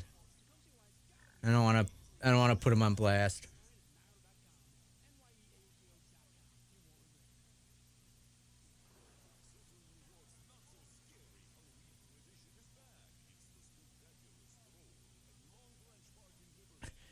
Starting 5 breakfast foods, I like it.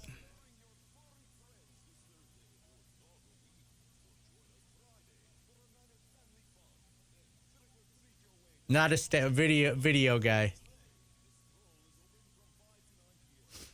Oh yeah, a stack of pancakes at center makes sense.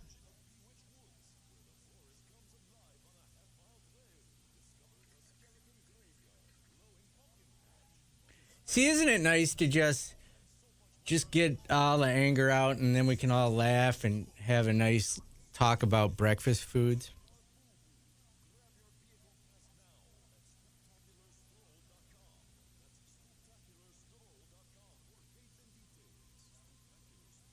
Could we come up with... Yeah, you could do some... You could throw cereals in there. You'd have to get specific. Oh. Biscuits and gravy. Sausage gravy, so good. I've changed everybody's mood just by talking.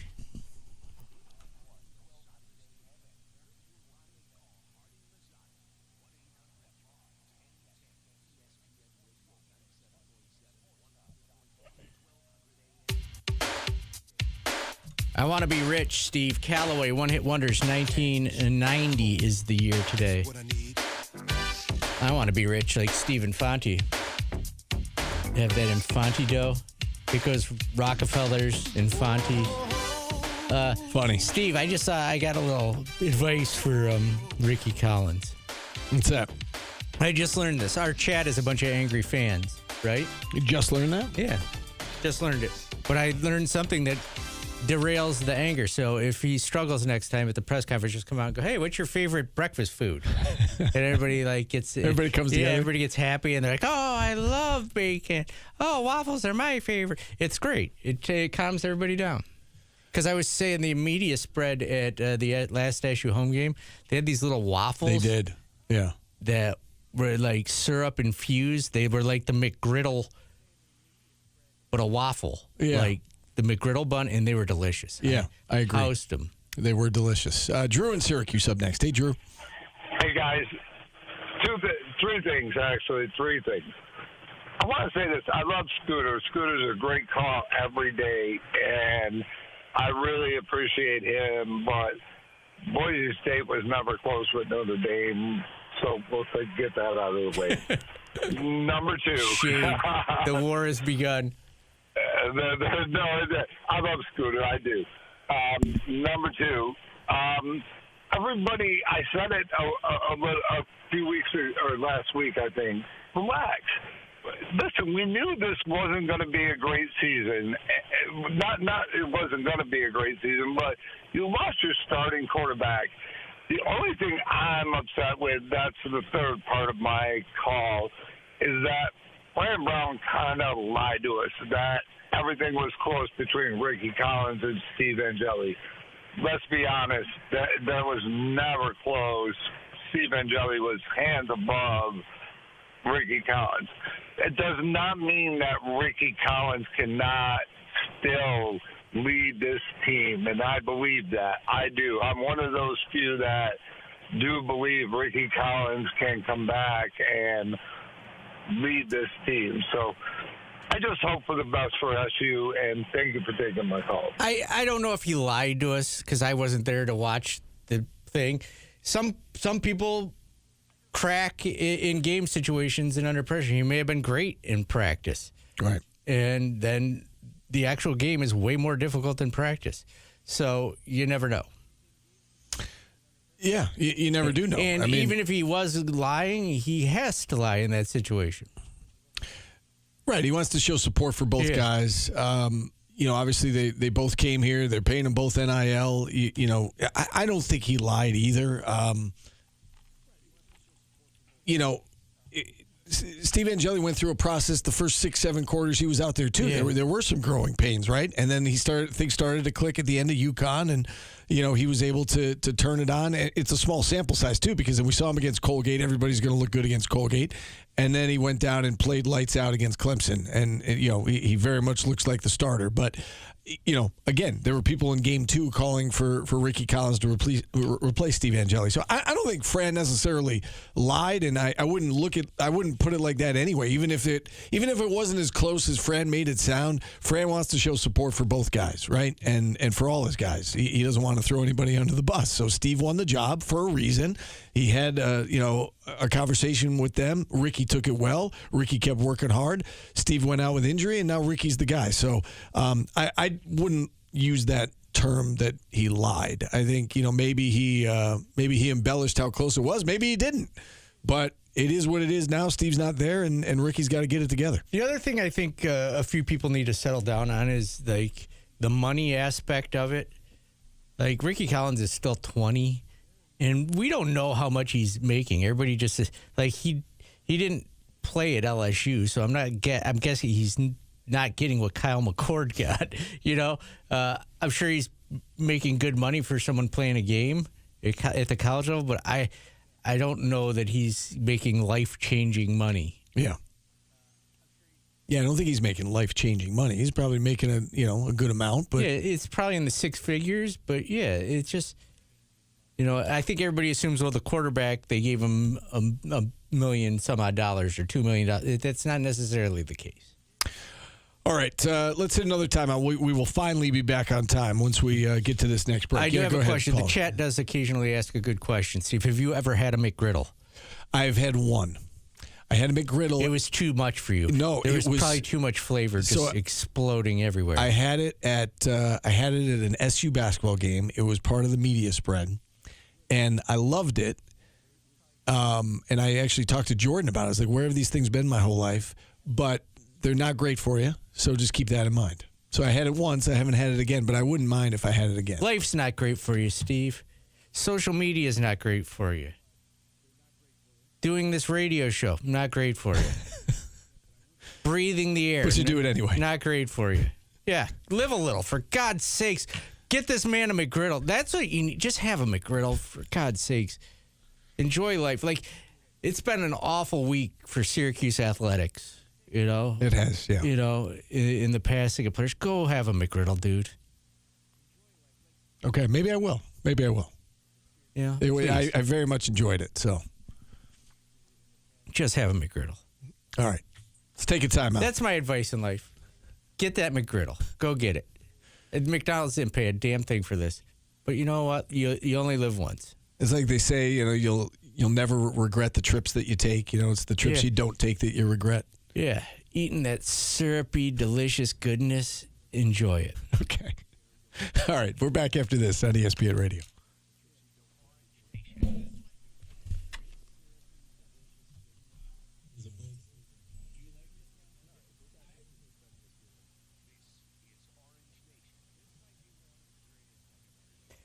I had a horrible experience today, guys. I'm not going to say where it was because it's not their fault.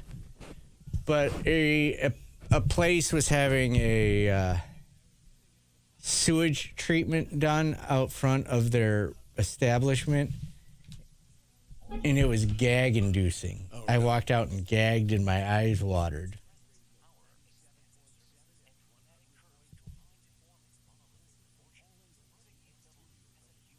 Now, Spanish and Louise, I could get behind that. I would, yeah, little chicken infanti from Vito's. Man, there's never a bad day for that.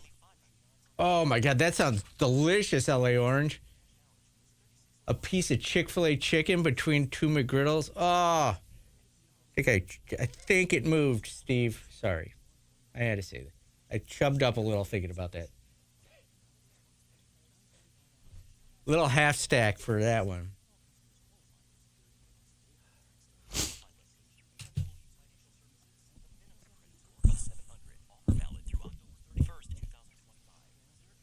This was next level, Spatch of the Wheeze.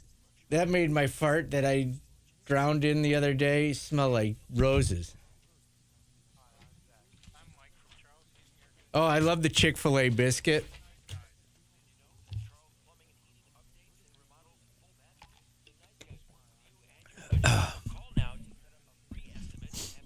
Everybody that's not an SEC school or a Big Ten school will probably make a move at Arch Manning if he transfers. And I'm sure a lot of SEC and Big Ten schools will also. For sure. Somebody asked if I've mowed my lawn in the last... Oh, L.A. Orange asked if I'd mowed my lawn in the last 10 years. Yes, I had never paid to have my lawn mowed until 4 years ago. We moved into a new house, and the day we moved in, there was a lawn service across the street doing the people's lawn. And I was like, you know what? I'm going to go talk to that guy about it. So I talked to him. We had a great conversation, and I started using him. And I think I've said this before on the radio that my dad's the one who convinced me that I should do it. He's like, you know what? You work hard. Give yourself. I like give it. Yourself It's relaxing. a break, so. I put a nice music mix on and walk. By the way, I don't thank you guys enough. Big Daddy Fupa, thank you for catching me doing that weird thing with my hands in the middle of that last couple segments ago. What were you doing? I don't know. I was like doing this. It was weird looking. It was like, and I didn't even realize I was doing it.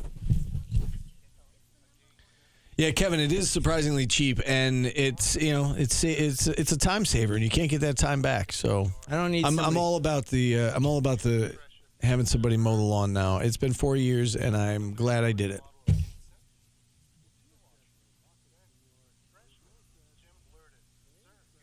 You know what I will pay for this year? I think I'm sick of shoveling.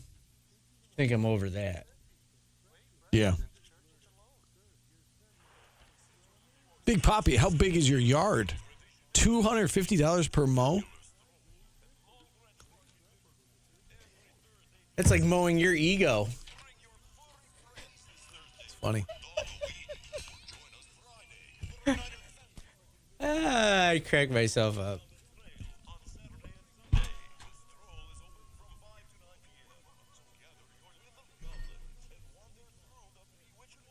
Man, my name is Big Papi. He's got like. Well, that's a lot. Yes, that's 5 acres. He's got a is loot. lot. No, it's richer than Steve. Now you got him doing it. See, like, what have you done? It's fun. Is it?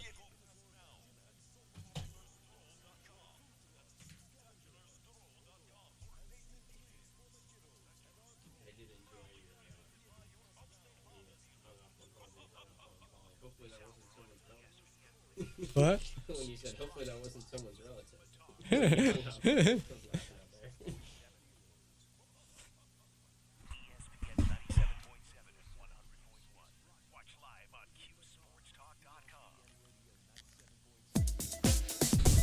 1990 brought us this gem, Wiggle It. You know what this song's about, Steve? I do. Just a little bit, wiggle it. It's a banger. It's another one you gotta let cook for a little while, Steve. It's like an easy bake oven. Did you like this? We're on a radio show. You gotta answer the question. You can't just make a stupid face. This was not one of my favorite songs. No. Okay. What did it do to you? How did it hurt you? No, it didn't hurt me at all. Is it because it was about a butt? No, it's not. I don't know. Did you like Baby Got Back? No. Man, you are anti-butt song. No, I think it's just a coincidence. Tim's here now. Knockin' Boots. Did you like that song, Steve? I did like that song. Ooh, I did. Interesting. You're filthy. I did like that song. Look at you. Wow. Control yourself. We're on the radio. Time for today's business. That's All right. brought to you we by... just got it from Steve. Yeah, we did. Raunchy. Brought to you by Superior Plus Propane. Steve, not to pile on here, but yeah, tough loss for your Bills last night. I'm a Patriots guy, so I was very pleased with how Drake May looked. I tell you what, he played great. Yeah, he made some great throws. He played great. And, yeah, I mean, the Bills didn't deserve to win. 8 penalties, 2 turnovers in the first half. Josh was not Josh. Threw that really big interception in the second half where they were down. He threw it at like the 10-yard line. That was a backbreaker.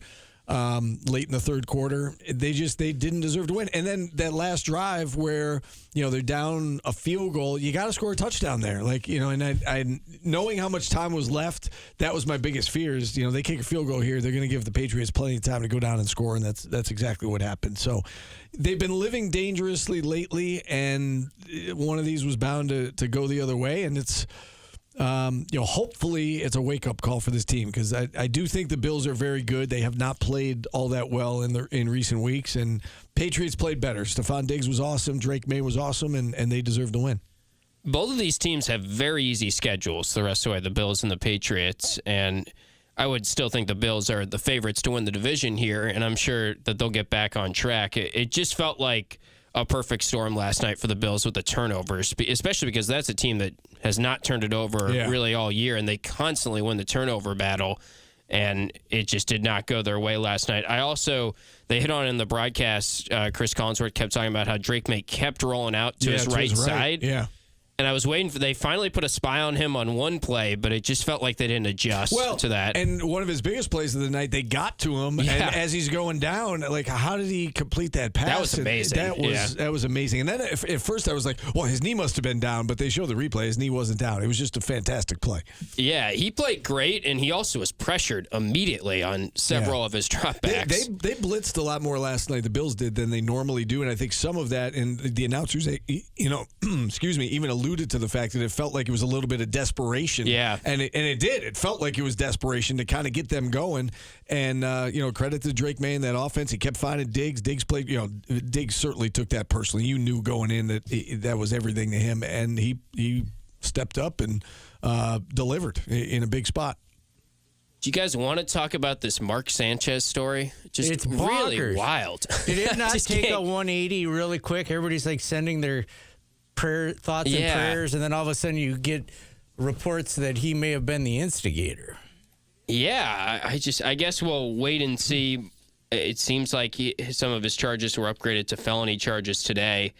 What we know of the situation is there's a 69-year-old truck driver outside the hotel in Indianapolis where Mark Sanchez is, and he was trying to back in and do his job or back into the spot, and Mark Sanchez had an issue with that, and apparently Mark Sanchez was very drunk, and he himself, I think, has said he doesn't even really remember what went on, and the truck driver said that he felt like Mark Sanchez was trying to kill him. Now, that's just what the truck driver said, but it's a wild story, and I guess we'll just see what comes out of it here in the next couple days. Like, was on something else, maybe? If you don't remember it, I mean, I've been that drunk, but like not violent like that. Yeah. That's bonkers. They upgraded the assault and battery to felony level. Yeah. Felony battery causing serious injury. Yeah, that dude was beat up. The guy pepper sprayed him and he kept coming. Yeah, that's what's really wild. And he stabbed him a couple times. Mm-hmm. Yeah. Weird story. Anyway, I just felt like we had to mention that. Yeah. I don't know. It's just a crazy story that came out this weekend. We'll see if more comes out on it. Did you have any takeaways from the college football slate? Because I think it's worth mentioning Duke looked very good on the road at Cal. Duke is maybe going to be an ACC contender. I don't know who said that at the beginning of the year.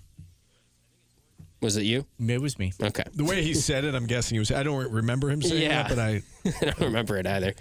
I believe you. I believe you. I don't remember you saying that, but I believe you.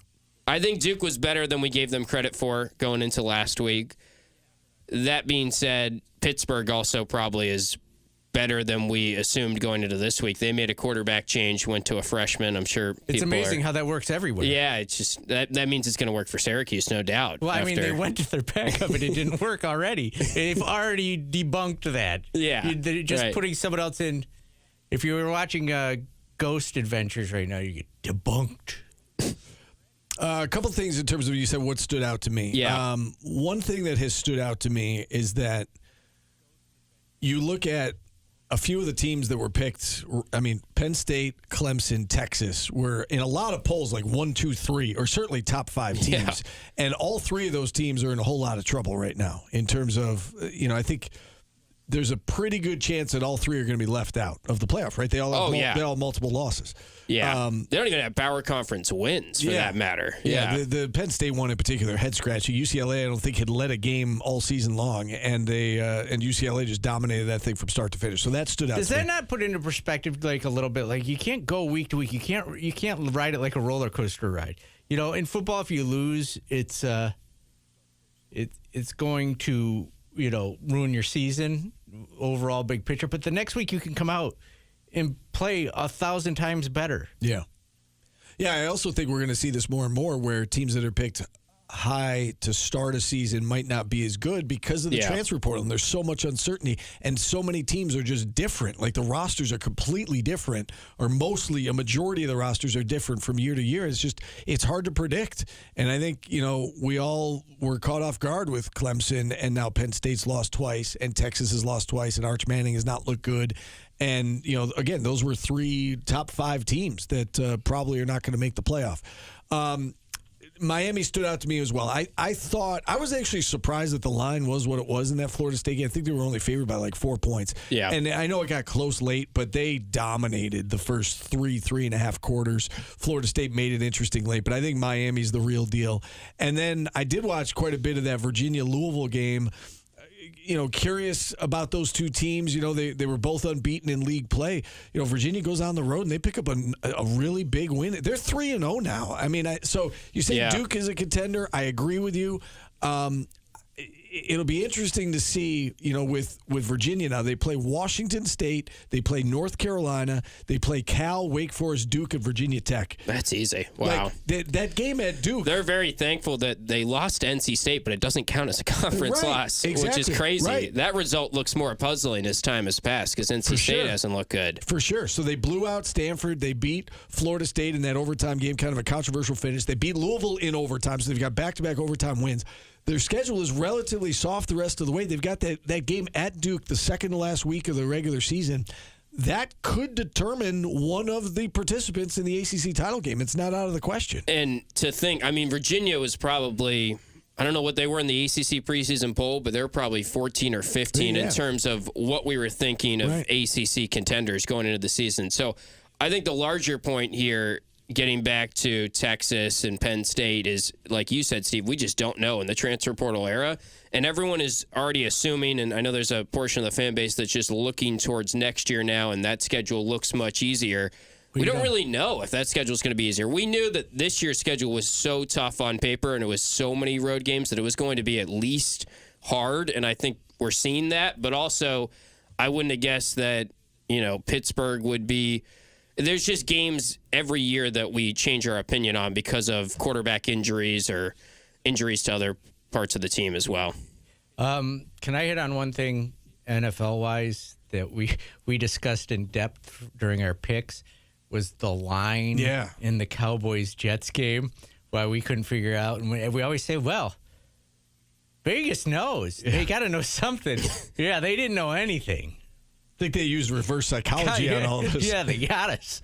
Those Cowboys crushed the Jets. How was that a 3.5-point spread?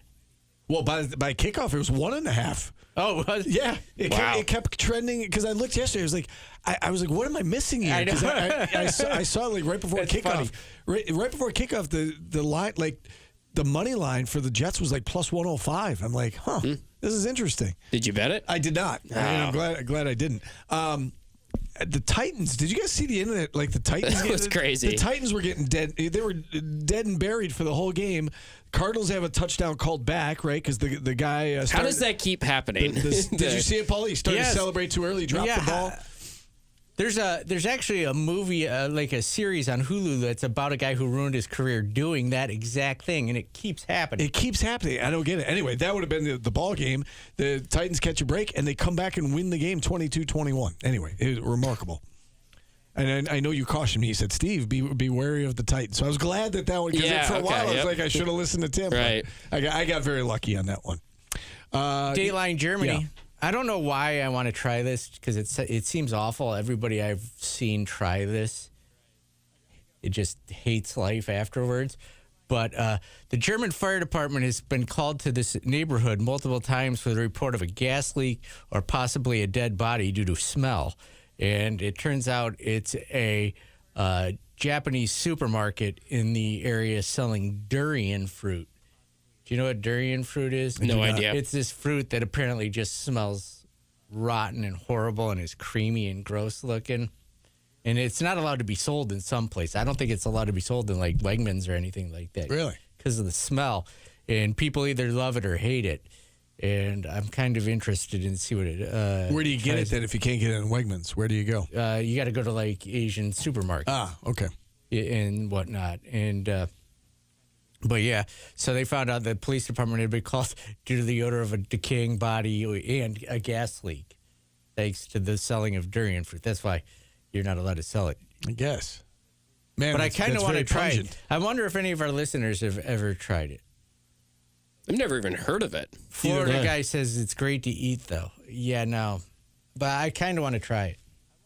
Taste test? Yeah, but I think we'd have to do it outside. Would you try it? It smells awful. It's from the. Like, it better taste really good. It's creamy consistency, so it's yellow and creamy. Yeah, not white. I don't think I would do well with that. Yeah, I don't. But for the show, I could be talked into doing it. Wow. I don't think I could get past the smell, but maybe. I was going to say, how bad is it? It sounds like it's pretty bad. This seems like if we were going to try it on the show, it would be a punishment. Like whoever loses picks has to eat it? Durian fruit. Well, I think it's also, if we're going to do it, we got to do it together, though. No. Not if it's a punishment. I mean, I like your team player thing, but no, not if it's a punishment. Okay.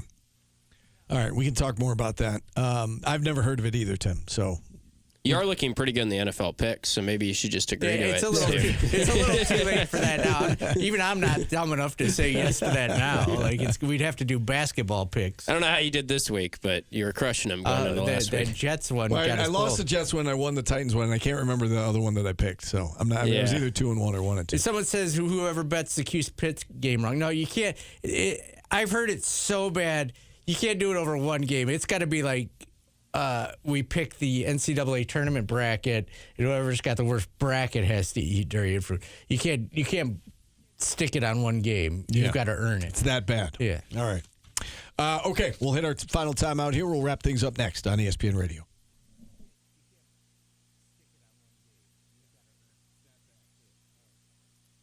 You know what another one is? Is that fermented fish that it comes in a can that makes everybody puke when you open it?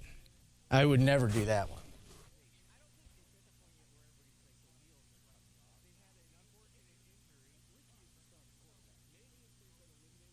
It's a symbol of wealth. You need it, Steve.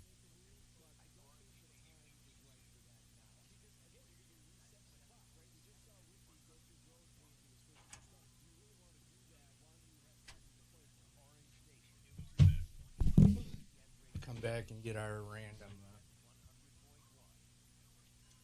year generated. I think we've done all the 90s but 95, right? That sounds right. We do 1990? Oh. You had the Ravens. Oh, jeez. That didn't go well. That didn't go well.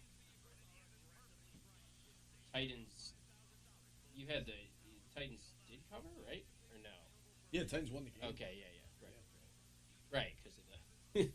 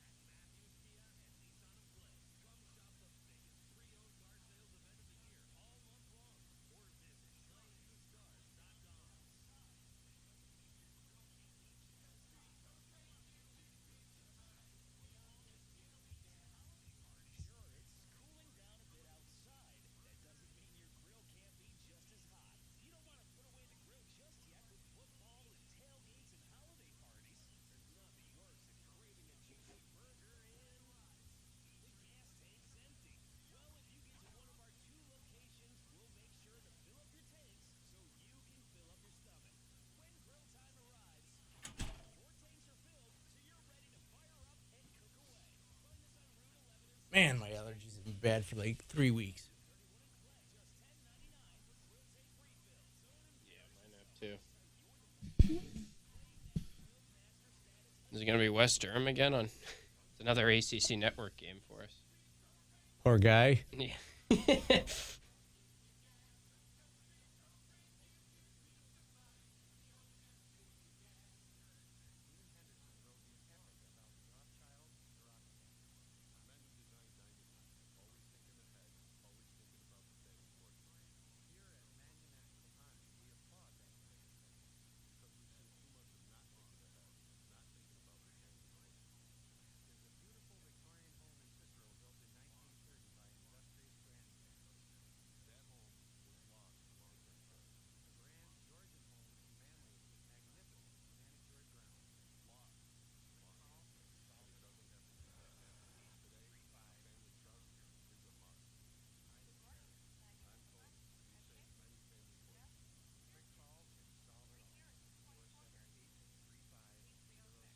Is Monday the holiday coming up?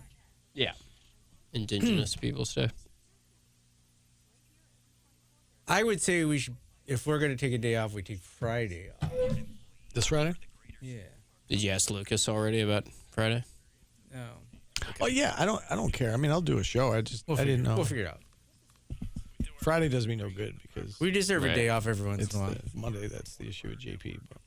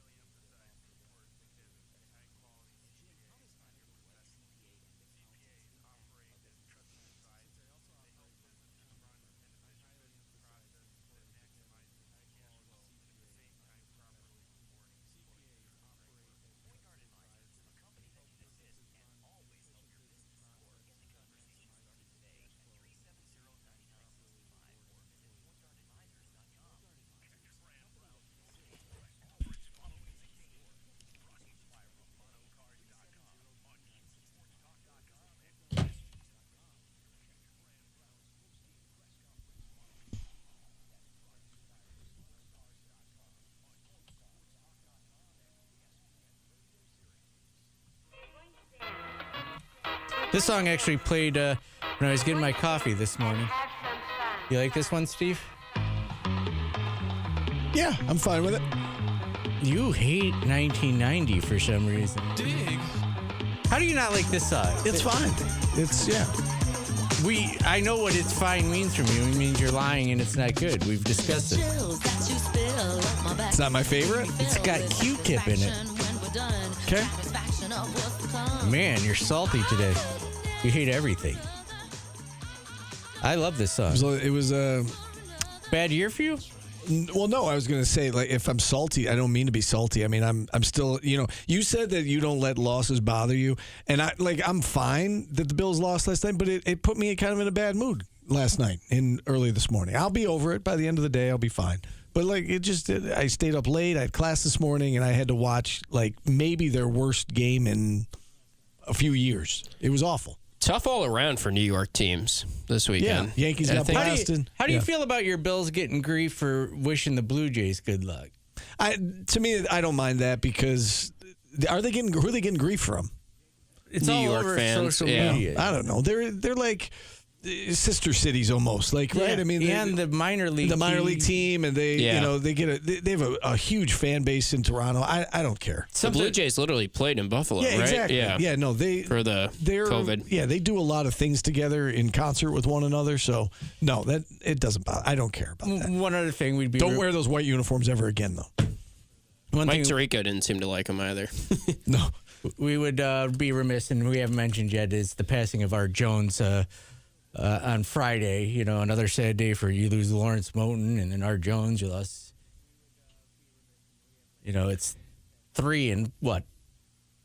3 months. Well, if you're talking about Tiana too, it's basically a month, right? Yeah. You lose Tiana, you lose Lawrence Moten, you lose Art Jones, and it is obviously very, very sad. And he's so young, and you feel for his family, and he clearly had a health issue. From what I understand, his wife was home at the time, and he had a pre-existing heart condition. And from what we've learned from law enforcement, his pacemaker went off immediately. His doctor was contacted because the pacemaker went off.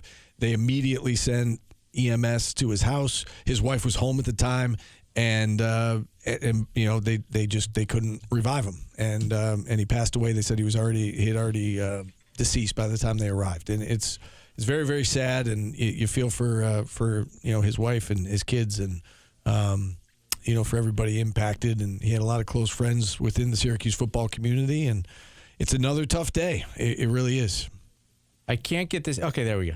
I couldn't get it to generate one for a year we hadn't done yet. 1982 tomorrow, Steve, for One Hit Wonders, giving us such things as just the two of more than just the two of us. Don't know what. Pac-Man Fever, like that one. Chariots of Fire. Genius of Love. What year is this? 1992, you said? 82. 82. Okay. 8675309. Oh, that's a good one. Nice. That's a good one. Tainted Love. Like that nice. one a lot. Not a great year for Mickey. That's a good one. Not a great year for One Hit Wonders, but we'll get through it. Fantasy by Aldo Nova. You'll love Tom Tom Club, Genius of Love. I know you don't know it off the top of your heart, but when you hear it, you'll be like, oh, that's in every rap song and Mariah Carey song I've ever heard. The Safety Dance was 82? I'm not seeing that. On the list I pulled up, it's got The Safety Dance. That's a great song. It's not as safe as they say it is.